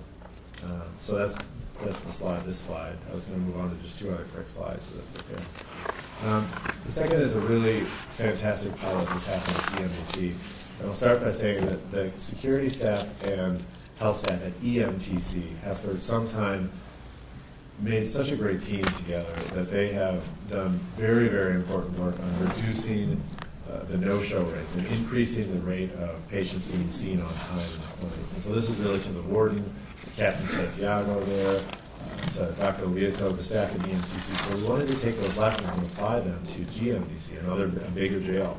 And so with the leadership of Chief Canty, all the way to Captain Ballard in GMDC, we hired a consultant, Alan Krause from Implex, to help us guide this process. But we've been meeting for several months, and at GMDC, we took the core lessons from EMTC, which is to have, for the health staff to give over one single list a day instead of 7 different lists of patients we need to see, to come up with a daily report and transparency for everybody to see how many got scheduled today, how many patients, how many got seen. And then to keep these very high-level staff meetings involved with Dr. McDonald, who's here, many of the senior DOC staff. What you see is, as we implemented this pilot, the percentage of patients being seen, these are medical follow-up visits, is going way up. The percentage of patients in GMDC not being seen has gone down. And paradoxically, we schedule fewer appointments now because we're seeing patients more closer to the time we want to see them. Patients aren't as frustrated, they're not missing things and getting sicker. And so this is really a tremendous success. It's to the credit of the corrections staff and the health staff in these buildings. And our next step, when we talked about this with Commissioner Pont and senior staff last week, is we're going to roll this out to AMKC, which is the building that everyone in this room agrees is most in need of this kind of really top-to-bottom collaborative approach on getting patients connected to their care. And then I just have one other brief slide. Last meeting, I mentioned the pre-arraignment screening here in Manhattan. The pilot, we've gone live with this, and so we have, just to refresh, we, for 1 tour a day, are standing in, and EMTs for EMS are standing down, and so we're doing the screening. We're there with our electronic health record. We have a nurse practitioner and also a PCA, and a PCA is kind of analogous to the EMT level staff. And so in the first, I think it's 2.5, 3 weeks, we screened almost 400 people. But those initial screens are pretty quick, and they look a lot like what the EMTs do. But then about a third of those people, you see 109, were triggered to see the nurse practitioner. And so then the nurse practitioner does a much more thorough inquiry, asks more questions, is able to do much more of an assessment, then look at the electronic health record, and you see the 5 people that go out to the emergency room. And so what we've seen is those 109 people that are being seen, many of those are people that would have gone to the emergency room. Because if you're just the PCA or if you're just the EMT doing this job, I can say this, I was an EMT before I was a physician, you're not trained to do that kind of assessment. It's not your job. We've asked them to do this job that they're not trained for. And so we feel like we're doing a much better job finding people who need to go to the emergency room. We're also finding people, and this is incredibly important, that are great candidates for diversion, to not go to jail at all. And so already we've had some calls from our staff to ACT teams. These are teams out in the community that are responsible for caring for people with behavioral health problems. This part of it, the diversion, will really develop over the next several months, but we're thrilled about the idea that we can do better triage for people who are going to jail, and importantly, we can find people that shouldn't go to jail and get that information in front of judges and connecting with community health providers hours before they ever go in front of the judge. So those are the updates. I can answer questions. Thank you. Questions? Yeah. Let's say that Stanley Richards and I were at AMKC last week, and we visited the CAPS and PACE units, and we were very impressed with the environment, with our discussions with prisoners and with staff, and the new unit is just a great credit to the departments, your department in particular, and the city for this is funding that came out of the mayor's task force on mental health and criminal justice, and it's just a great accomplishment, and particularly having one of these units of people being discharged from Bellevue who who just should be in some place where you can watch some of the assessment units. It's just a great program. Everybody should be very, very proud, and the board is very impressed in it. On AMKC, it's hard for me not to. I used to work in, Dr. Safri was the medical director of the clinic at AMKC a while ago, and I used to work there. And when we were there, people came to the clinic by themselves. I don't understand, actually, this is great that you're getting 75% rather than 25%, but I do not understand why the Department of Correction requires escorts for everybody, everywhere, right now. It is a very, Rikers Island has become a very hostile environment at all times. There's not a need, I believe there's not a need. Fortunately for everyone, I'm not responsible completely for security. I have a role as the board here, but the fact that that everything requires an escort is really a problem. And I don't know that you can answer that, but I just thought it was very important to comment on it. And then the other issue about a place like AMKC and Rikers Island and getting all these people seen has to do with the work that you talked about the last, which is there's still too many people on Rikers Island. We can't solve these problems without decreasing the population dramatically. And it's really exciting to hear that your pilot program there is actually beginning to address some of those issues. I have a question. It goes back in a similar vein to JD. Mm-hmm. Were you ever asked to evaluate him? So these patients, I don't speak in generalities, so speaking about a particular patient. Many of these patients, our senior staff have seen themselves multiple times, and I want to give Chief Murphy particular credit. He has a weekly meeting with Dr. Ford, who has our behavioral health service, and they discuss all of these patients consistently.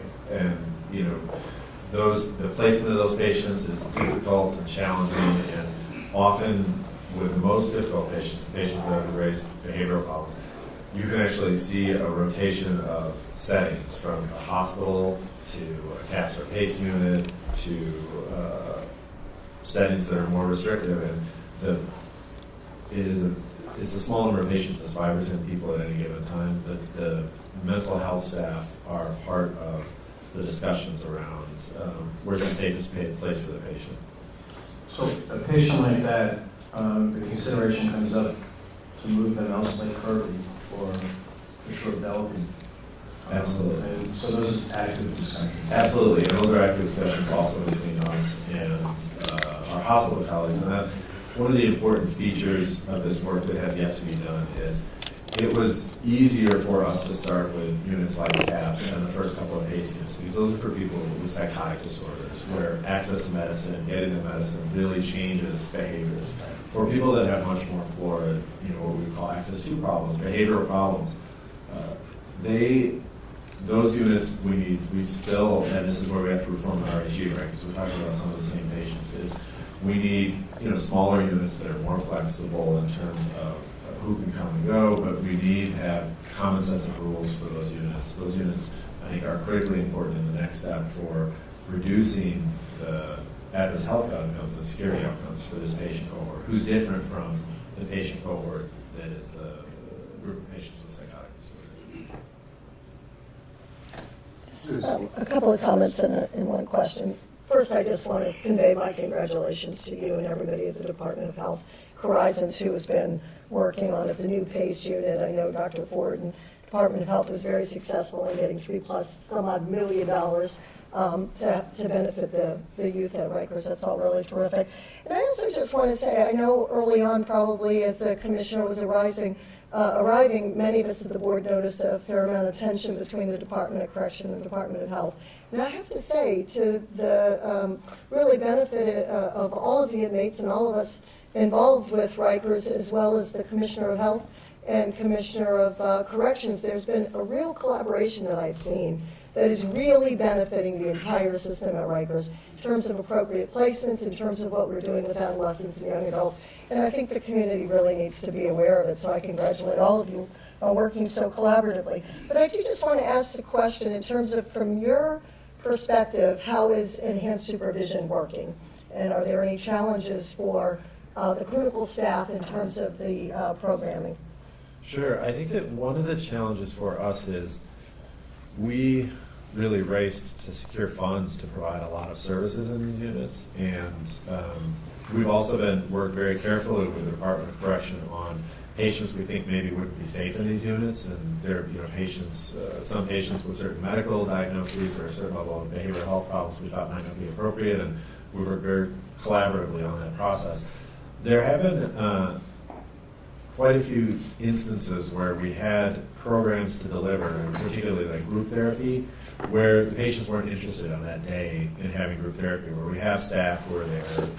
And I think that that's been a learning process. I think that the staff and the patients have come to get to know each other. I think still we're not providing groups as much as we thought we would. We have maybe, we have resources there for them, so I think that's a learning process. I think that also this notion that was raised by you all earlier is that, and this is the lesson of CAPS too, is that sometimes because of a security problem, we flood in lots of resources that people find to bring a level of like personal connection and humanity that is lacking out in general population. And so for us, we find, we've done on this road multiple times where we build a unit because there's a real big security concern. We get in there, we're doing lots of resources, we're trying to connect with patients. And then, I think that it should push us to rethink our approach to the general population settings. And so I think that has been a lesson for us as well. Thank you very much. Thank you. So that brings us to the petition for rulemaking from the public advocate. I think what's before us is an action that would formally initiate the rulemaking process. So that would indicate that in order to get that going, a motion and a second, and we can begin to talk about it. Before that, I just want to once again thank the public advocate for the leadership the office has demonstrated in putting this forward, and to acknowledge the exciting stuff that we heard from the department earlier. But with that, can we have a motion to approve the initiation? I would move to commence initiation on the public advocate's petition to bring the department into compliance and to generate regulations regarding the Prison Rape Elimination Act, federal law. Thank you, and I thought I heard a chorus of seconds, and discussion. Well, let me just add that I'm looking forward. We're all looking forward to doing the work associated with turning the rule into a guidepost and a standard for us and other agencies within the city. We can anticipate that there will be substantial collaborative work done because of the involvement of many agencies and the nexus of federal, state, city law. It encompasses attention necessarily to civil service law and aspects or implications of collective bargaining, but already those collaborative efforts have begun, and I think in short order we'll be at a point where this can in fact be codified. So with that, let's vote it. All those in favor? Aye. Aye. Unanimous. Thanks again to the public advocate. I would just like to make a comment, because I think it's important while we go through this process that the commissioner, his staff, and all of us continue to pay attention to the safety of the men and women who are incarcerated on Rikers and in the borough houses. it's critically important that we move forward with the PREA work. But we have to make sure right now, today, tomorrow, to make sure that the women and the men underneath the care of the commissioner are safe. And so I personally would like to talk to you, Commissioner, and work with you and your staff about ensuring that the women and men are safe and that whatever policies and protocols we have in place right now today protects women and men who are incarcerated. Amen. On the Department of Correction petition, I would like particularly to note the Commissioner's invitation, if you will, during his remarks to take advantage of the additional time for both board members and the range of involved, engaged, interested parties, advocacy groups, others, to interact directly with the department to initiate or become involved in discussions, whatever can add light and substance to the review in an effort to achieve a product that makes sense to all of us. I think it's extremely important to take advantage of the additional period of time that has now been made available. I think that's right, although just have to remember that the Board of Correction on the central issues of this request, we really have already, maybe it will change, but we deliberated at great length and carefully about not restricting visits, of limiting solitary confinement, and of allowing packages. And we thought about that, and we debated it, and we got the support of the department and the city for that. And so we will work on this this project and consider it. And but I would hope to hear from the department what's changed, so I can understand why, rather than let the rules that we just made and the decisions that we just made this year, 2015, stand. Why it is necessary to change them dramatically in a way that I'm concerned will harm people and limit the contact of prisoners and their families, of detainees and their families in the future. So thank you.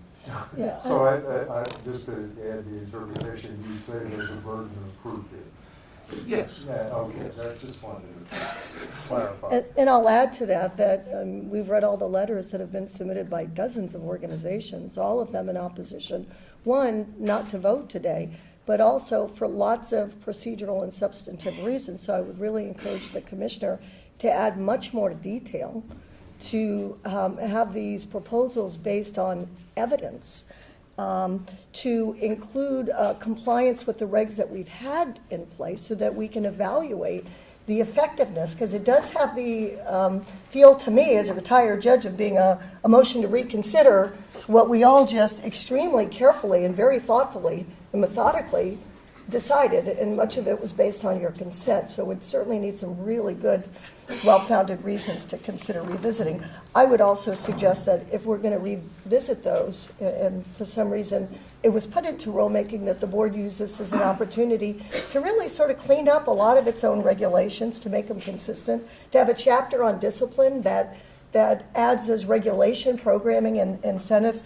So as we've all talked about, we really need to improve general population, and perhaps that should be done through regulations as well. Thank you.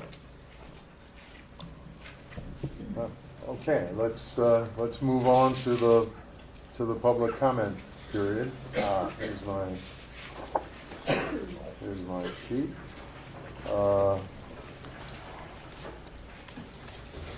Okay. Okay, I'm apologizing in advance if I mangle anyone's name. It is certainly not intentional. Allegra Glashhauser, the City Bar Association.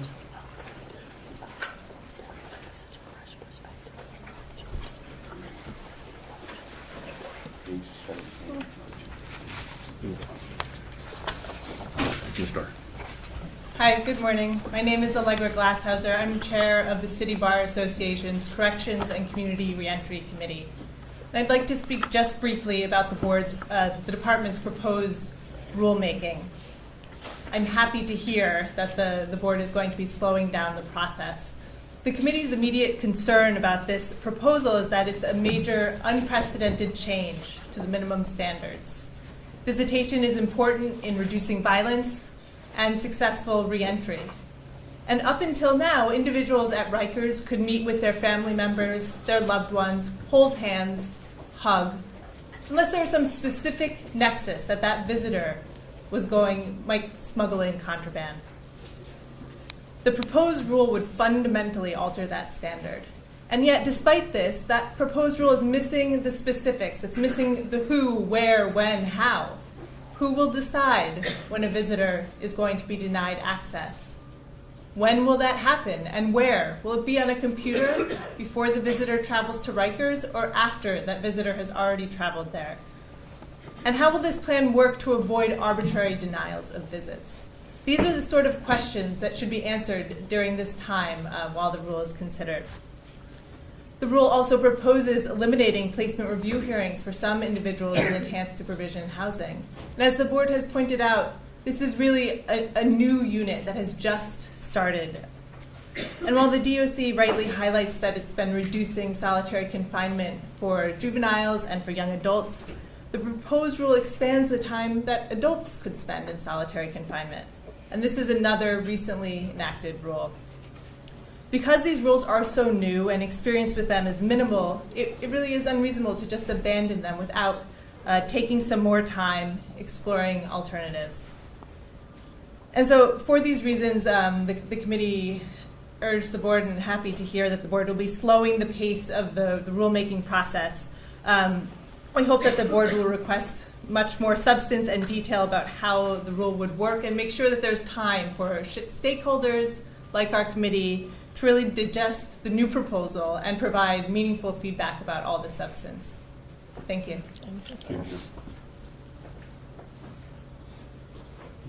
Dory Lewis. I don't know what the letters stand for. Les. Yeah. Good morning. I'm Dory Lewis from the Legal Aid Society Prisoners' Rights Project. That's what those initials stand for.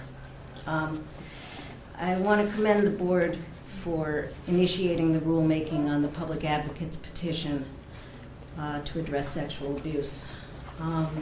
We urge the board to adopt rigorous and explicit enough standards that lend themselves to effective monitoring, because the department's policing of its own has represented its worst and most dismal failure. And we believe that's evidenced by our submission to the board and by Legal Aid's recently filed complaint about the sexual abuse of women in the department's custody. And that's despite the department's paper policy claiming a zero tolerance for sexual abuse that's long been in effect. The department's utter failure to police itself is why we believe close outside scrutiny is essential in this area.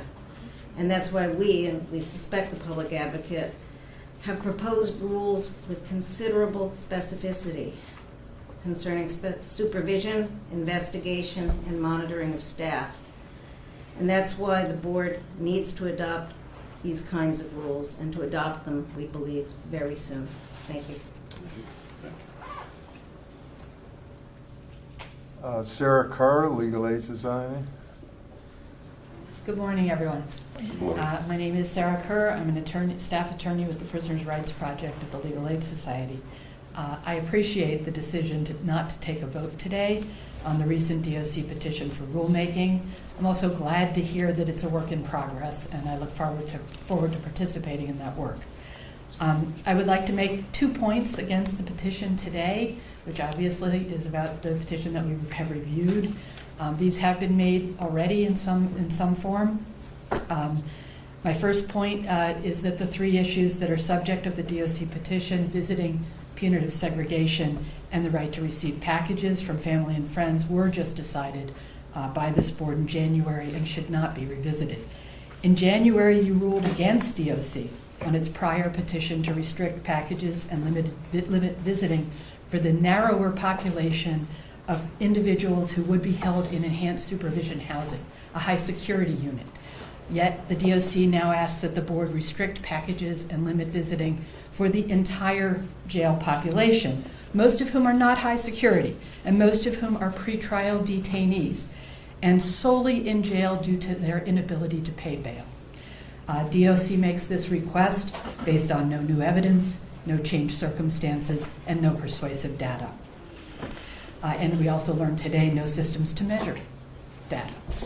The same is true for punitive segregation. In January, you passed new standards restricting the heinous use of long, demonstrably harmful and dangerous sentences to punitive segregation. Yet the DOC now asks that the board lift some of those restrictions based on no new evidence, no changed circumstances, and no persuasive data. The board must not enter rulemaking under these circumstances. Prior deliberations and process that resulted in new standards should not be unsettled. They should not be unsettled without supportive data and proposed changes that are shown to be evidence-based practices that will resolve the root causes of problems in the jails. There must be some finality and substance to adopted rules. It simply cannot be that nothing is settled until the department gets its way. My second point concerns the extraordinary importance of the hard work this board must accomplish to make our city jails safe and humane. This past weekend, we saw the concrete example of the failure to fix our jails in the tragic death of Khalif Browder. Khalif Browder should not have been in jail. Yet, in our jails, he experienced violence at the hands of department staff, violence permitted and possibly orchestrated by department staff at the hands of other individuals, and he experienced prolonged time in the isolated confinement of punitive segregation. We cannot pretend, and this board must not pretend, that the trauma this young man experienced in our city jails is unrelated to his death. The decisions made here about minimum standards affect real people. People like young Mr. Browder. They define our humanity or our lack of humanity. They are not decisions that should be affected by politics, alliances, or expedience. The decisions of this board must be grounded on substantial factual demonstration of need and evidence that proposals will effectuate positive change. Khalif Browder and all of the other peoples whose lives are directly affected by the decisions this board makes deserve no less. The department's petition contains no basis sufficient to roll back reforms to punitive segregation, to restrict access to packages, or to limit visitation rights. The board should vote no in July unless there is a substantial change in that. Thank you.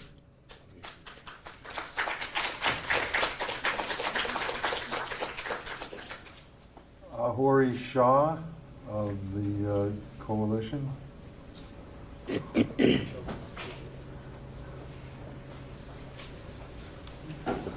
that so badly, no one jump into the name.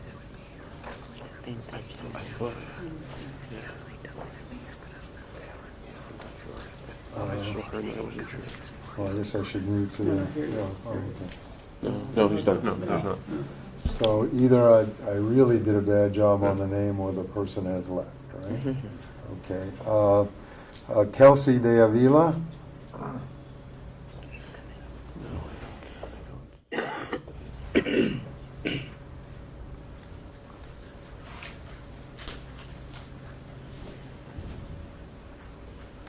Hello, my name is Kelsey De Avila. I'm a social worker with Brooklyn Defender Services.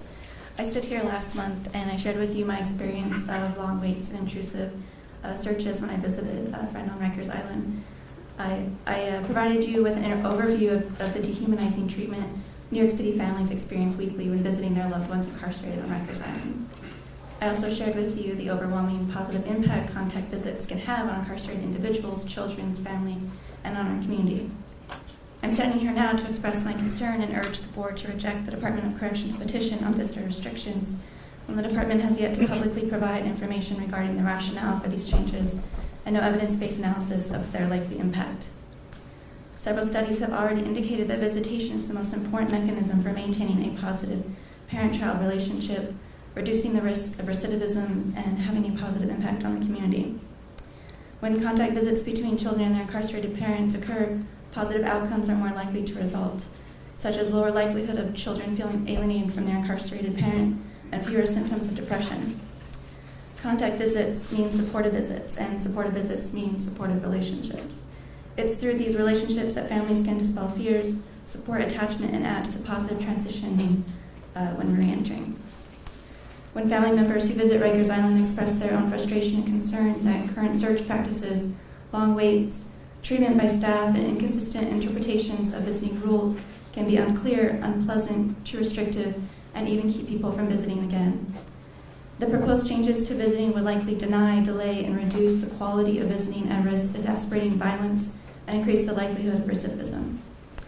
I support the DOC in wanting to reduce violence on Rikers Island, but I believe we need to hold officers accountable and we need to focus on the pivotal role families play in the process.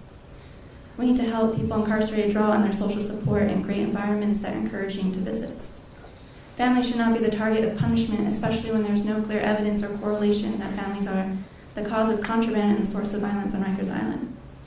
A barrier that prohibits meaningful contact is not the same as providing the needed space and does not provide the same benefits full contact has proven to show. We're missing opportunities to offer incarcerated people and their loved ones an experience that could benefit both and help strengthen their families while simultaneously strengthening our community. We're forgetting that families, no matter how you define them, are the key to the rehabilitative process. Just as families support one another, DOC needs to support families. I urge the board not to accept the proposal on visitor restrictions and to remember that families need your support. And I thank you for this consideration on support initiative. Thank you. Liz Mayers? Oh, I'm sorry, before Liz Mayers, Jennifer Parrish.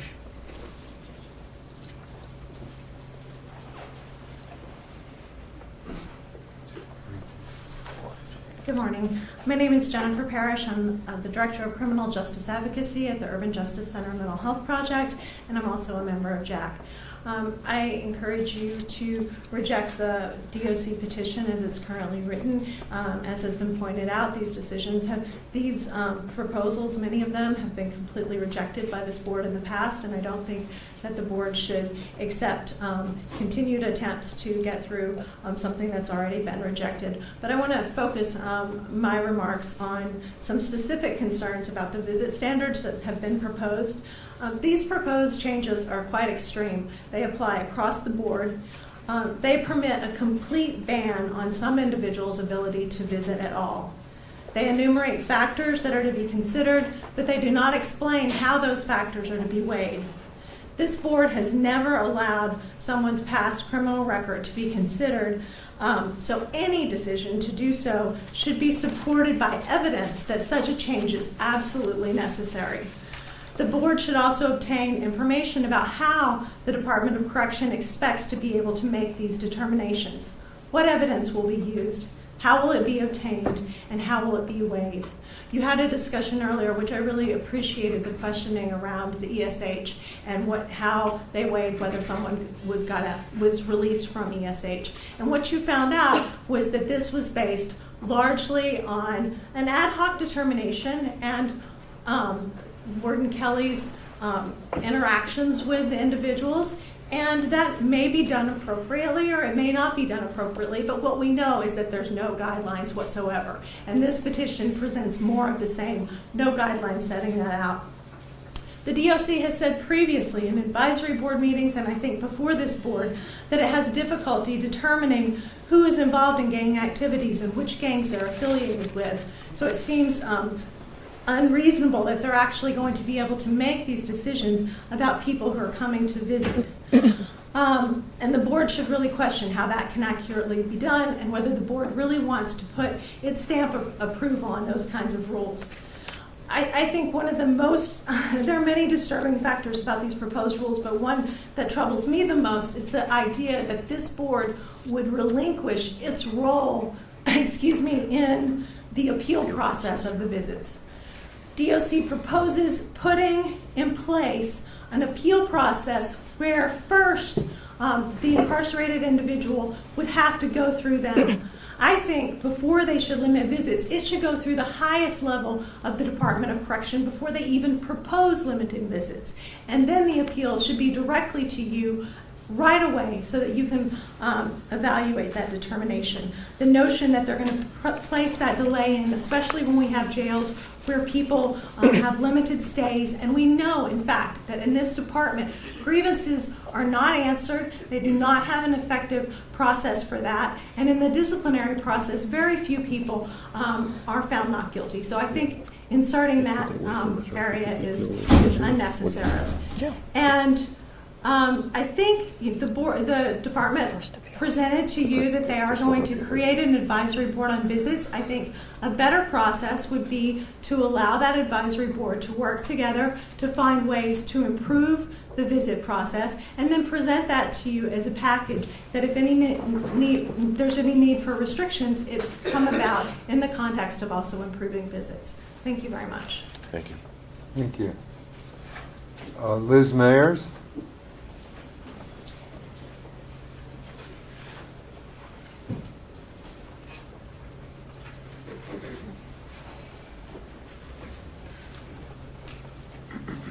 My name is Elizabeth Mayers, and I'm a member of the Jails Action Coalition, aka JAC. I appreciate this opportunity to speak before the Board of Correction today. The Department of Correction is asking for new rules regarding visits to Rikers jails. Why? Many thousands of visits are made each year, and yet only a very, very small amount of contraband is brought into Rikers jails by friends and families who come to visit. We know this because of the Board of Corrections' own 2015 report, Violence in New York City Jails, Slashing and Stabbing Incidents, tells us that only 4.2% of the 2,100 weapons found in 2014 were found in visit areas. A New York City Department of Investigation 2014 report found that, quote, while visitors to city jails bring in some contraband, a large proportion of the illegal trafficking is carried out by uniformed guards and civilian employees. Now the Department of Corrections is seeking to severely constrict physical contact to the beginning and end of the visits to solve this non-problem. Much has been written and said about the crucial nature of visits in respect to the well-being of those incarcerated. The Department of Correction has repeatedly said that it recognizes this, and then, even though visits are not to blame for the uptick in violence, the department reduces their effectiveness. Before blaming the families and friends for trafficking contraband, the Department of Correction should recognize its own failure in managing the visiting process. The blame should be assigned to a very poor system. In the machinery needed to detect contraband is often broken. Steady officers assigned to visits to the visiting are lacking, and spatial arrangements make it difficult for officers to adequately observe what takes place. In the meantime, visitors wait endlessly to be allowed to see their loved ones while the wheels of the correction department grind on so slowly. If and when the department succeeds in fixing the way the visiting process is managed, perhaps the small amount of contraband brought in by visitors will be reduced to zero. And I am a member of the very new visiting committee, which I'm really pleased will be set up, and we will be discussing all of these things. So I urge the board to vote against the rule changes. Thank you. Thank you. Riley Evans. Good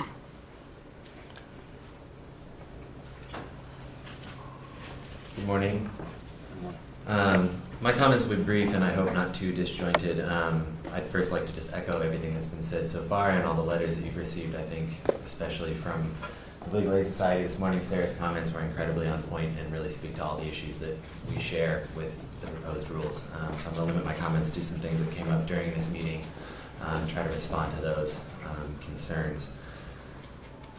On the first issue related to ESH and getting out of ESH and the small number of people who have gotten out of ESH, I think there's a couple of things that came up and I echo the concerns raised by the board.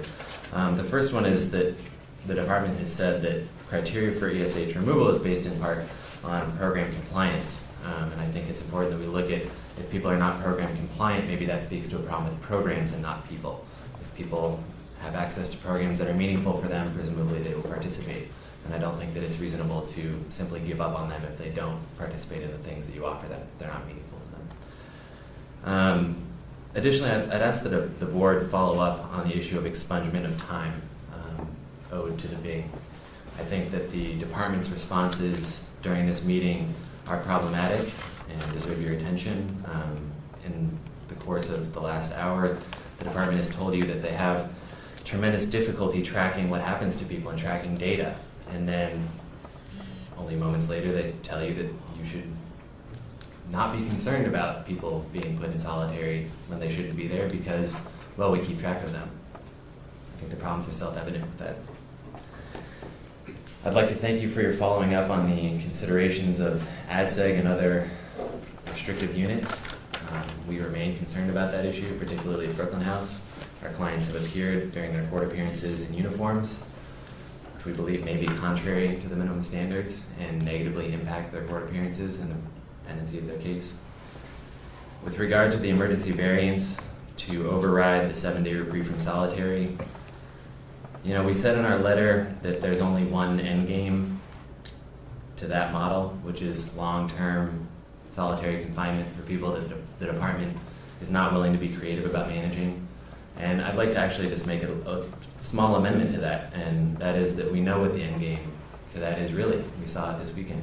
We all read about it this weekend. That's the end game. These are real people. I'll just close by reiterating some of the commentary about visits. I think Brooklyn Defender Services feels it's tremendously disturbing the risk that the department is willing to take in creating these new limitations, because the result, we believe, will be the loss of very helpful visitors.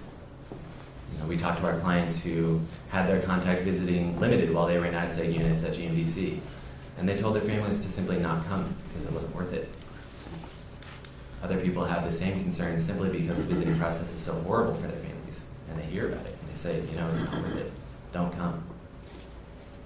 The impact of visits is a calming influence. It reduces violence. It makes our jails safer. It's maybe the only thing that helps people to behave while they're in an environment that is purely chaotic and enforces violence. So we really ask that you consider and that the department consider the risk that they're taking by limiting visits, because the loss of those visits will lead to much more violence than the perceived threat of contraband that they use to argue for these restrictions. Thanks a lot. Thank you. Christine Japley.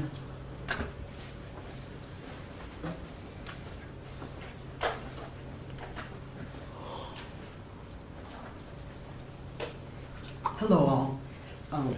My name is Christine Japley, and I'm a Quaker, a member of 15th Street Meeting in New York City. I'm also a member of the National Religious Coalition Against Torture, NERCAT, and I'm also a JAC member. I would have worn my Quaker t-shirt today, but I couldn't find it.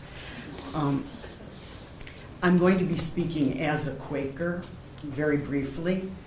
I'm going to frame this. Rikers should be closed. It is a failed and murderous institution. Alcatraz Island was closed. Rikers can be closed. 3 points. We remind the board that solitary confinement over 15 days is torture, as defined by the UN and as recognized by health professionals. Khalif Browder was held in solitary for 800 days, a true atrocity, especially considering his youth. We are barbarians if we let such practices continue, and this is true for people of all ages, not just 16 and 17-year-olds. New York City Quakers ask you to end solitary confinement longer than 15 days and to end it completely for vulnerable populations. And I recognize and thank Board Member Cohen, who mentioned the 15-day limit. Point 2, kids shouldn't be at Rikers. Thank you, Board Member Hamill. I believe you suggested that 16 and 17-year-olds should not be at Rikers and might be moved off. These are children, they are our children, and they should be removed from Rikers this month. Point 3, COBA, the Correction Officers Benevolent Association, needs to be faced as a source of abusive violence at Rikers. COBA, under Norman Seabrook, is a huge part of the problem. All evidence suggests this. Quakers firmly support unions and collective bargaining, but the violence perpetrated by COBA needs to be faced. In short, end solitary confinement over 15 days. Move 16 and 17-year-old children off Rikers immediately. 3, work with COBA to reduce and end their violence and sadism towards incarcerated people.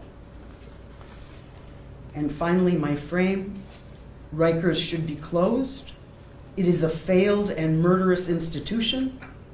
Alcatraz Island was closed. Rikers can be closed. Thank you. Thank you. Lillian Rivera.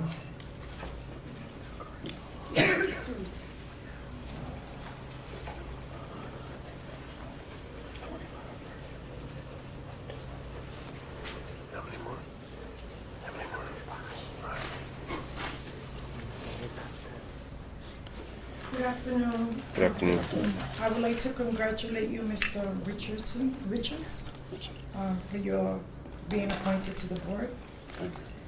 The reason why I'm here is I testified last month, and I'm being subjected to retaliation. I was physically assaulted. I was targeted.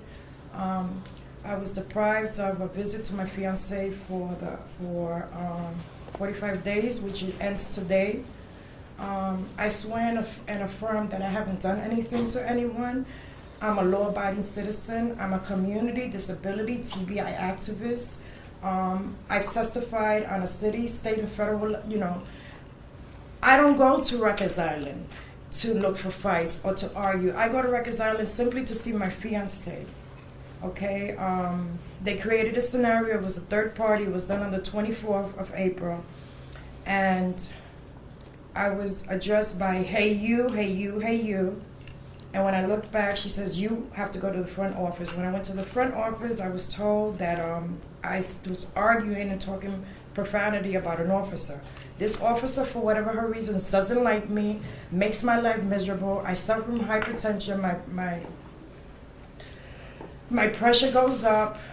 I've been targeted, and I wish that it'd stop.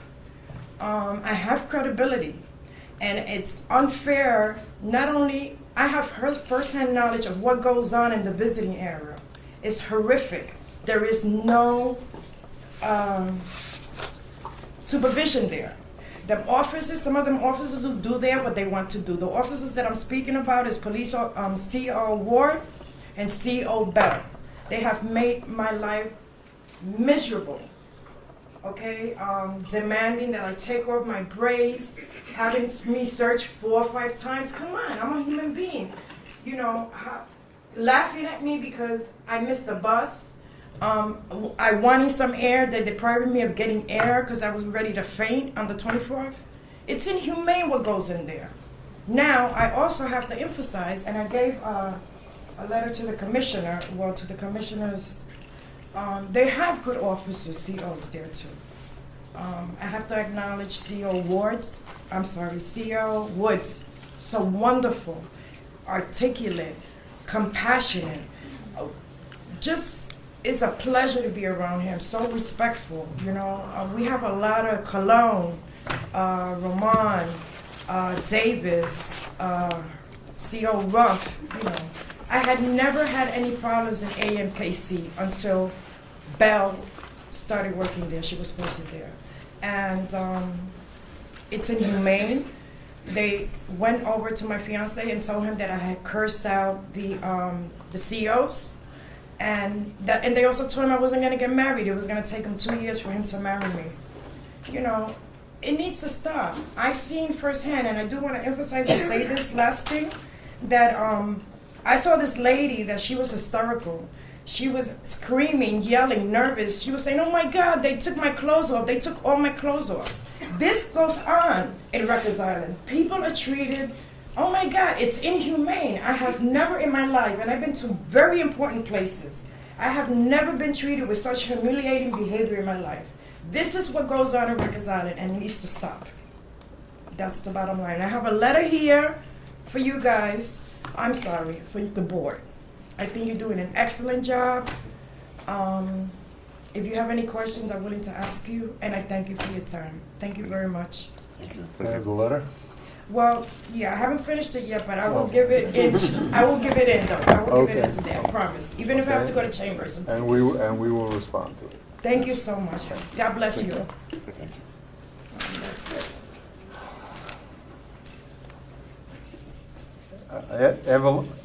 Evelyn Litwack.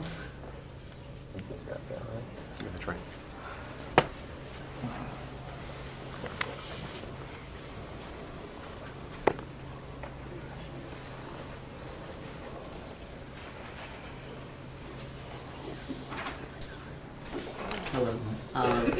My name is Evie Litwack, and I will speak primarily from a point of view of someone who was formerly incarcerated, as I was. I want to preface my comments with 2 reactions to things I heard at the meeting this morning. The commissioner said any serious assault of an officer is one too many. I agree. But I hope that any serious assault, physical or sexual, on an inmate is also one too many. The commissioner said that there was an arrest after a serious assault on an officer. I agree, but I hope there will be an arrest after any serious assault or any physical assault or sexual violence towards an inmate as well, because one life is too important. And one life lost this weekend, Khalil Browder, was also too important, and what we have to consider what's going on here. I just want to say that it's a little hard for me to be listening for months to a Department of Corrections that is offering restrictions as a way of reform. It's masquerading as a way of reform. Restrictions in the broad sense of the word, and having us listen to Vera, who's talking about segregation reduction. It's kind of like, really, am I in the right room? Are we in the process of considering reducing segregation, or are we, as I experience, really on the increase? We don't even know the number of ADSEGs that exists on this island. So it's a little disconnect for me to hear both things. What I want to say is you, the board, are the only line of defense against 2 parties that really have diverse interests. 1, the Department of Corrections, 2, the detainees or the inmates. As someone who was incarcerated, I need to describe to you exactly how I felt so I can be a voice for the close to 10,000 people. I may be wrong, it's between 9 and 11,000 sitting in Rikers. Prior to my arrest, I had hopes and I had dreams. I had ambition. I had plans. The minute I was arrested, it was not only my mental health that deteriorated, it was not only my hopes that deteriorated, but life changed. When you're sitting in prison, you are in despair. You are hopeless. You don't feel the same. Whatever you planned on your life, it's gone. The family you had, the friends you had, the extended network of people you had, which was medium to large, is gone. The circle gets smaller once you're labeled a criminal. Once you're labeled in prison, things disappear from your life. We need more support, not restrictiveness.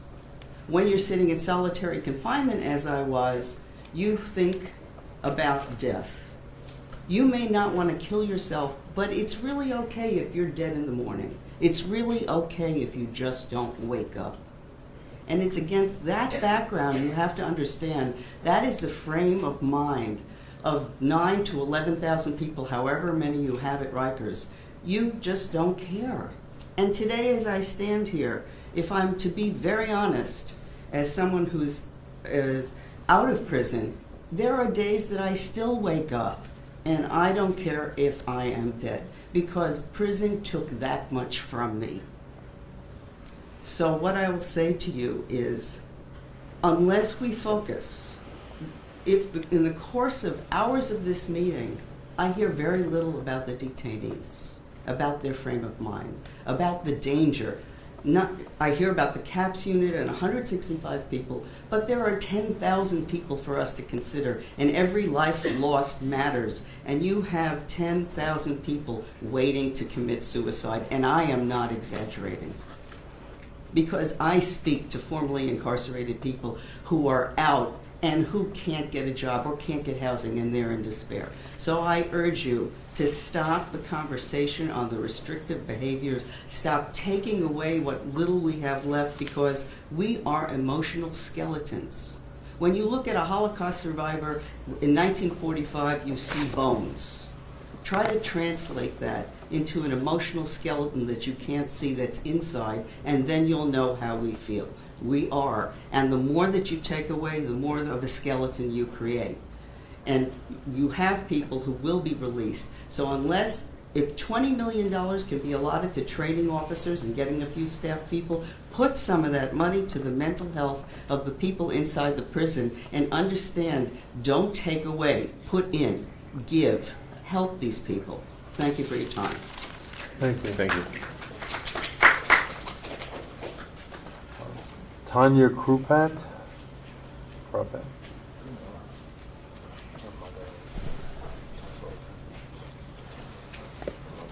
Thank you. Thank you for this opportunity to speak with you today. I'm going to focus on the proposed changes to the minimum standards for visiting, which you've heard much about, and I applaud the decision not to vote on this today, and also to invite collaboration, and I echo the call for evidence. I'm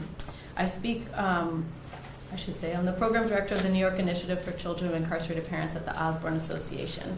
And the initiative is a statewide policy reform effort to improve the lives of New York's children who have experienced the arrest or incarceration of a parent.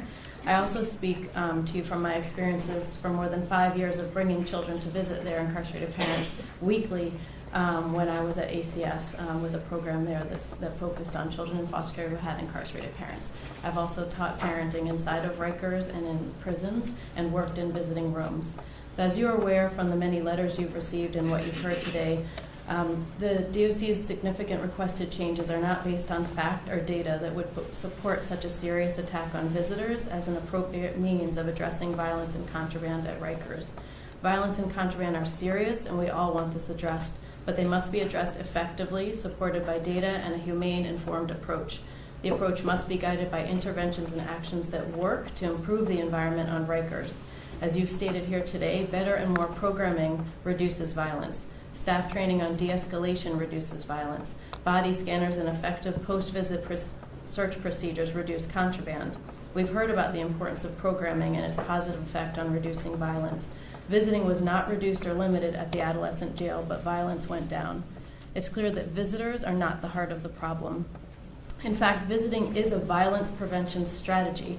Correctional experts across the country understand that incarcerated individuals who remain connected and visited by loved ones are less likely to infract or cause problems while incarcerated, more likely to have hope and motivation to get out and stay out.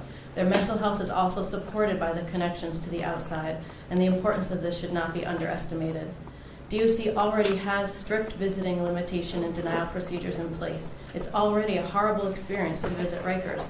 DOC already functions as if it wants to discourage people from visiting. There is no need to change the minimum standard for visiting, and especially not in the name of efforts to reduce violence and contraband. Attacking visitors and reducing visits will only increase violence, not reduce it. The heartbreaking news of Khalif Browder's suicide over this past weekend reminds us that we are also talking about kids who are incarcerated. Entering Rikers at the age of 16 for allegedly stealing a backpack, Khalif endured horrible violence while there, violence that had lifelong and tragically fatal consequences. He also endured 2 years of solitary confinement that never should have happened, but you don't have to be in solitary or segregation to experience intense isolation. Incarceration is isolation, and we know that isolation is a dangerous condition for any human being. In fact, as you know, infants will die without nurturing. We are social beings. Incarcerated youth and all those incarcerated need and have a right to maintain their relationships on the outside, build new relationships, and widen their support networks with providers and new sources of support. Those incarcerated need outside advocates, people who they know care about them and who look out for their well-being. These relationships are critical to surviving the trauma of incarceration and to the success of reentry. These relationships are also critical to the well-being of the children on the outside who worry about and miss their moms and dads on the inside. Rather than curtailed, visiting should be improved so as to provide meaningful quality visits for children and family members, supporting the mental health of those incarcerated as well as their loved ones and children. And I'm very happy to hear about the working group being formed. I would love to be a part of it. New York has maximum security prisons that offer some of the country's best child-sensitive visiting, so doing so does not mean sacrificing security, safety, or the good order of the facility, and we're still waiting for a definition of good order. We urge you to require that DOC answer the many unanswered questions and provide you with a grounded justification for the visiting changes they are requesting, or that they abandon pursuing these. Finally, we worry about the implications of weakening the importance of this board by weakening the standards and reducing the board's opportunity to promptly consider appeals. There's reason the board exists in the city charter as an independent body. As Khalif Browder's stolen life reminds us, New York's prisons and jails are beyond the public's eye, and over the course of our history have been the scene of some of the most horrendous events in our country. Any attempt to curtail standards, especially those that involve bringing the public into the jail as visitors, should receive extra scrutiny and opportunity for public comment and be extremely cautiously considered. Thank you very much. Thank you. Skylar Albertson.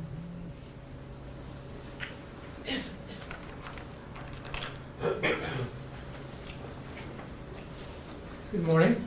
My name is Skylar Albertson. I'm here today on behalf of the Bronx Defenders and the New York City Jails Action Coalition. I'm going to direct my comments briefly today to a couple of measures in the DOC petition currently as written that affect punitive segregation, also known as solitary confinement. In December, this board heard hours of testimony. Nearly 6 hours of testimony from experts, advocates, formerly incarcerated people, and members of the community. Almost every single person who testified urged this board to adopt reforms to solitary confinement that were broader than those that were actually passed. When the board voted in January, the culmination of many months, indeed over a year of debate around solitary confinement, it adopted rules that largely mirrored the DOC proposal from November. There were very important changes from that proposal, but for the most part, the DOC got pretty much what it requested. Under the current rules, the department can still place people in solitary for twice the amount of time that the United Nations considers to be torture. Under the current rules, the department can still place people as young as under 25 in isolation for 23 hours per day. And yet the DOC wants to now roll back some of the very modest reforms to solitary that went into effect just now in late February. First, the department wants to override the 7-day release requirement.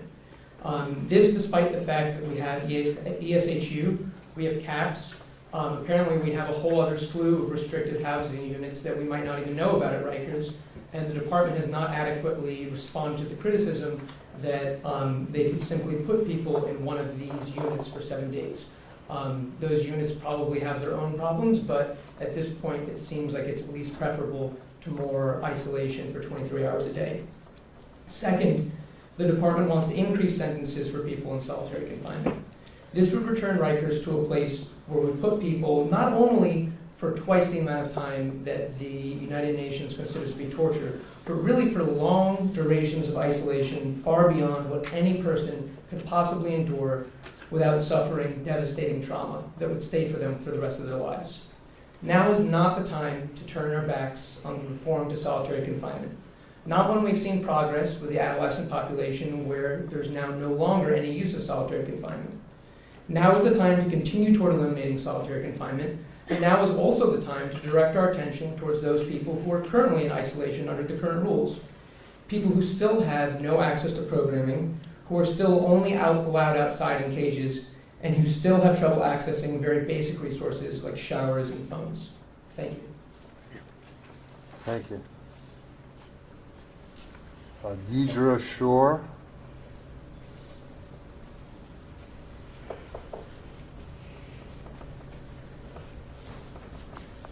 Hi, good morning. My name is Deirdre Shore, and I'm a member of the Jails Action Coalition.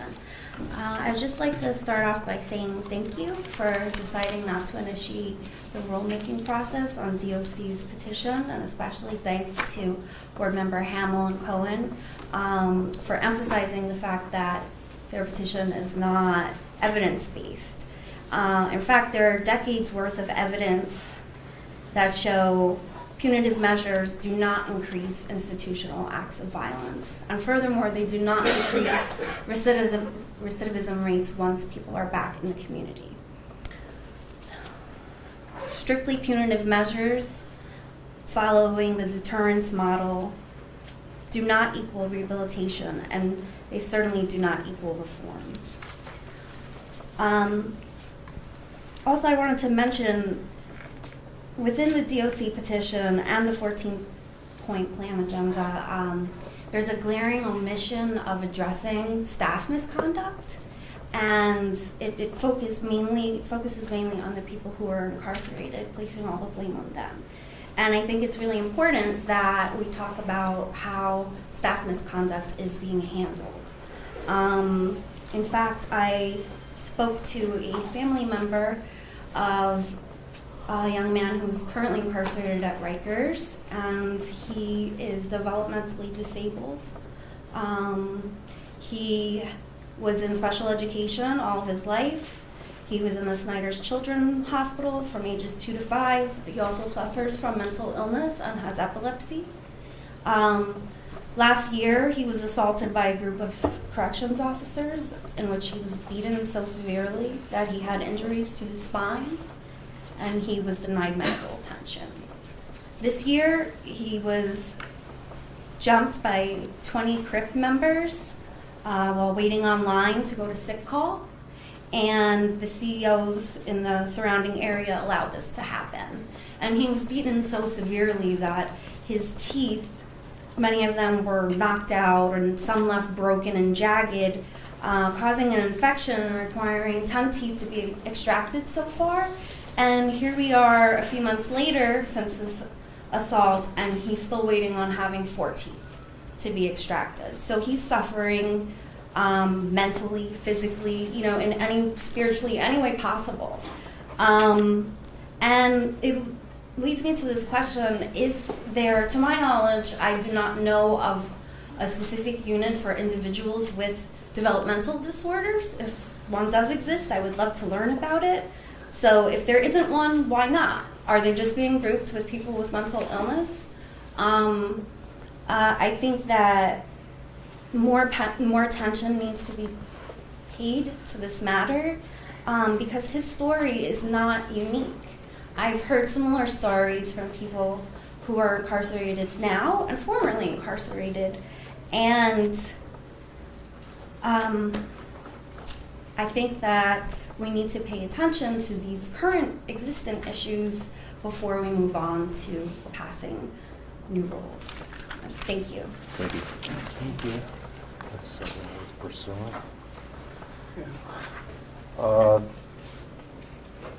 Dakem, I think. Dakem, but I may be. You got it. Dakeem? You sure? Oh, okay. Sorry.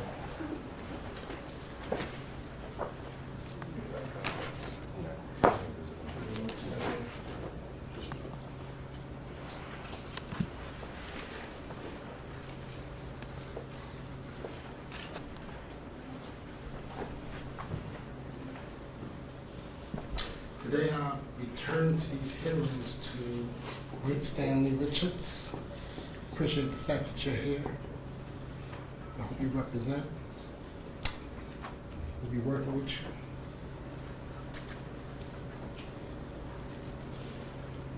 Sadly, I must commemorate the death of Khalif Browder. Khalif is my hero. A child held innocent who refused to yield to the pressure to plead guilty to a crime he did not commit. Khalif fought and won. He never gave up. He never gave in. He kept fighting. But he was fighting a repressive monster. Of his 1,000 days on the island, 800 were in solitary confinement.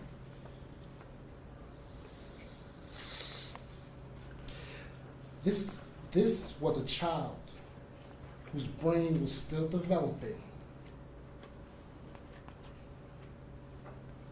He was subjected to intense sensory deprivation, physical abuse, intentional starvation, and psychological torment. Nobody knew he had pre-existing mental conditions, but what difference did that make? What did he do so terrible to do 80% of his time on the island in solitary confinement? So this is what I'm talking about. My concern is the children, the rights of the child. So you had this child on the island who was innocent and who found himself subject to every sort of abuse humanly capable. Those children need to be removed from the island. And that's what you need to do. You need to consider that and move them from the island, change the paradigm, and treat children like children.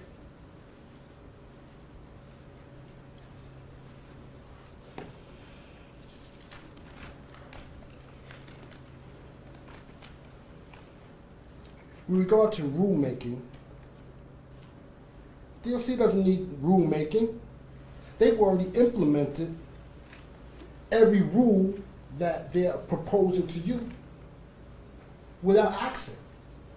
I go out every week and I meet with families from Rikers. I do outreach and I talk to them. And they're telling me that the visitation rules are already in place.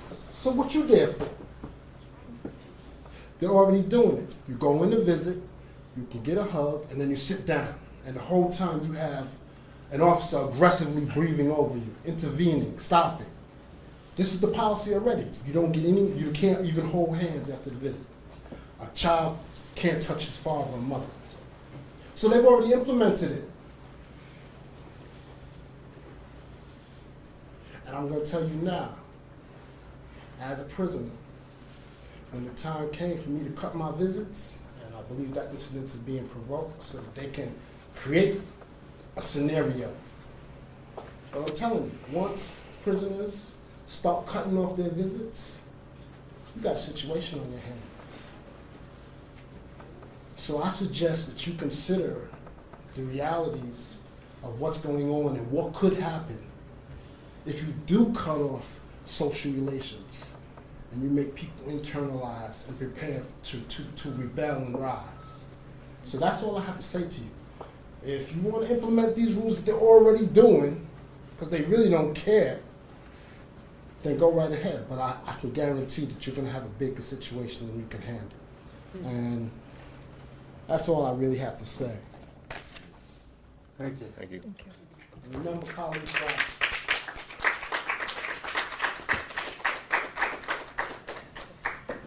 Deandra Kahn.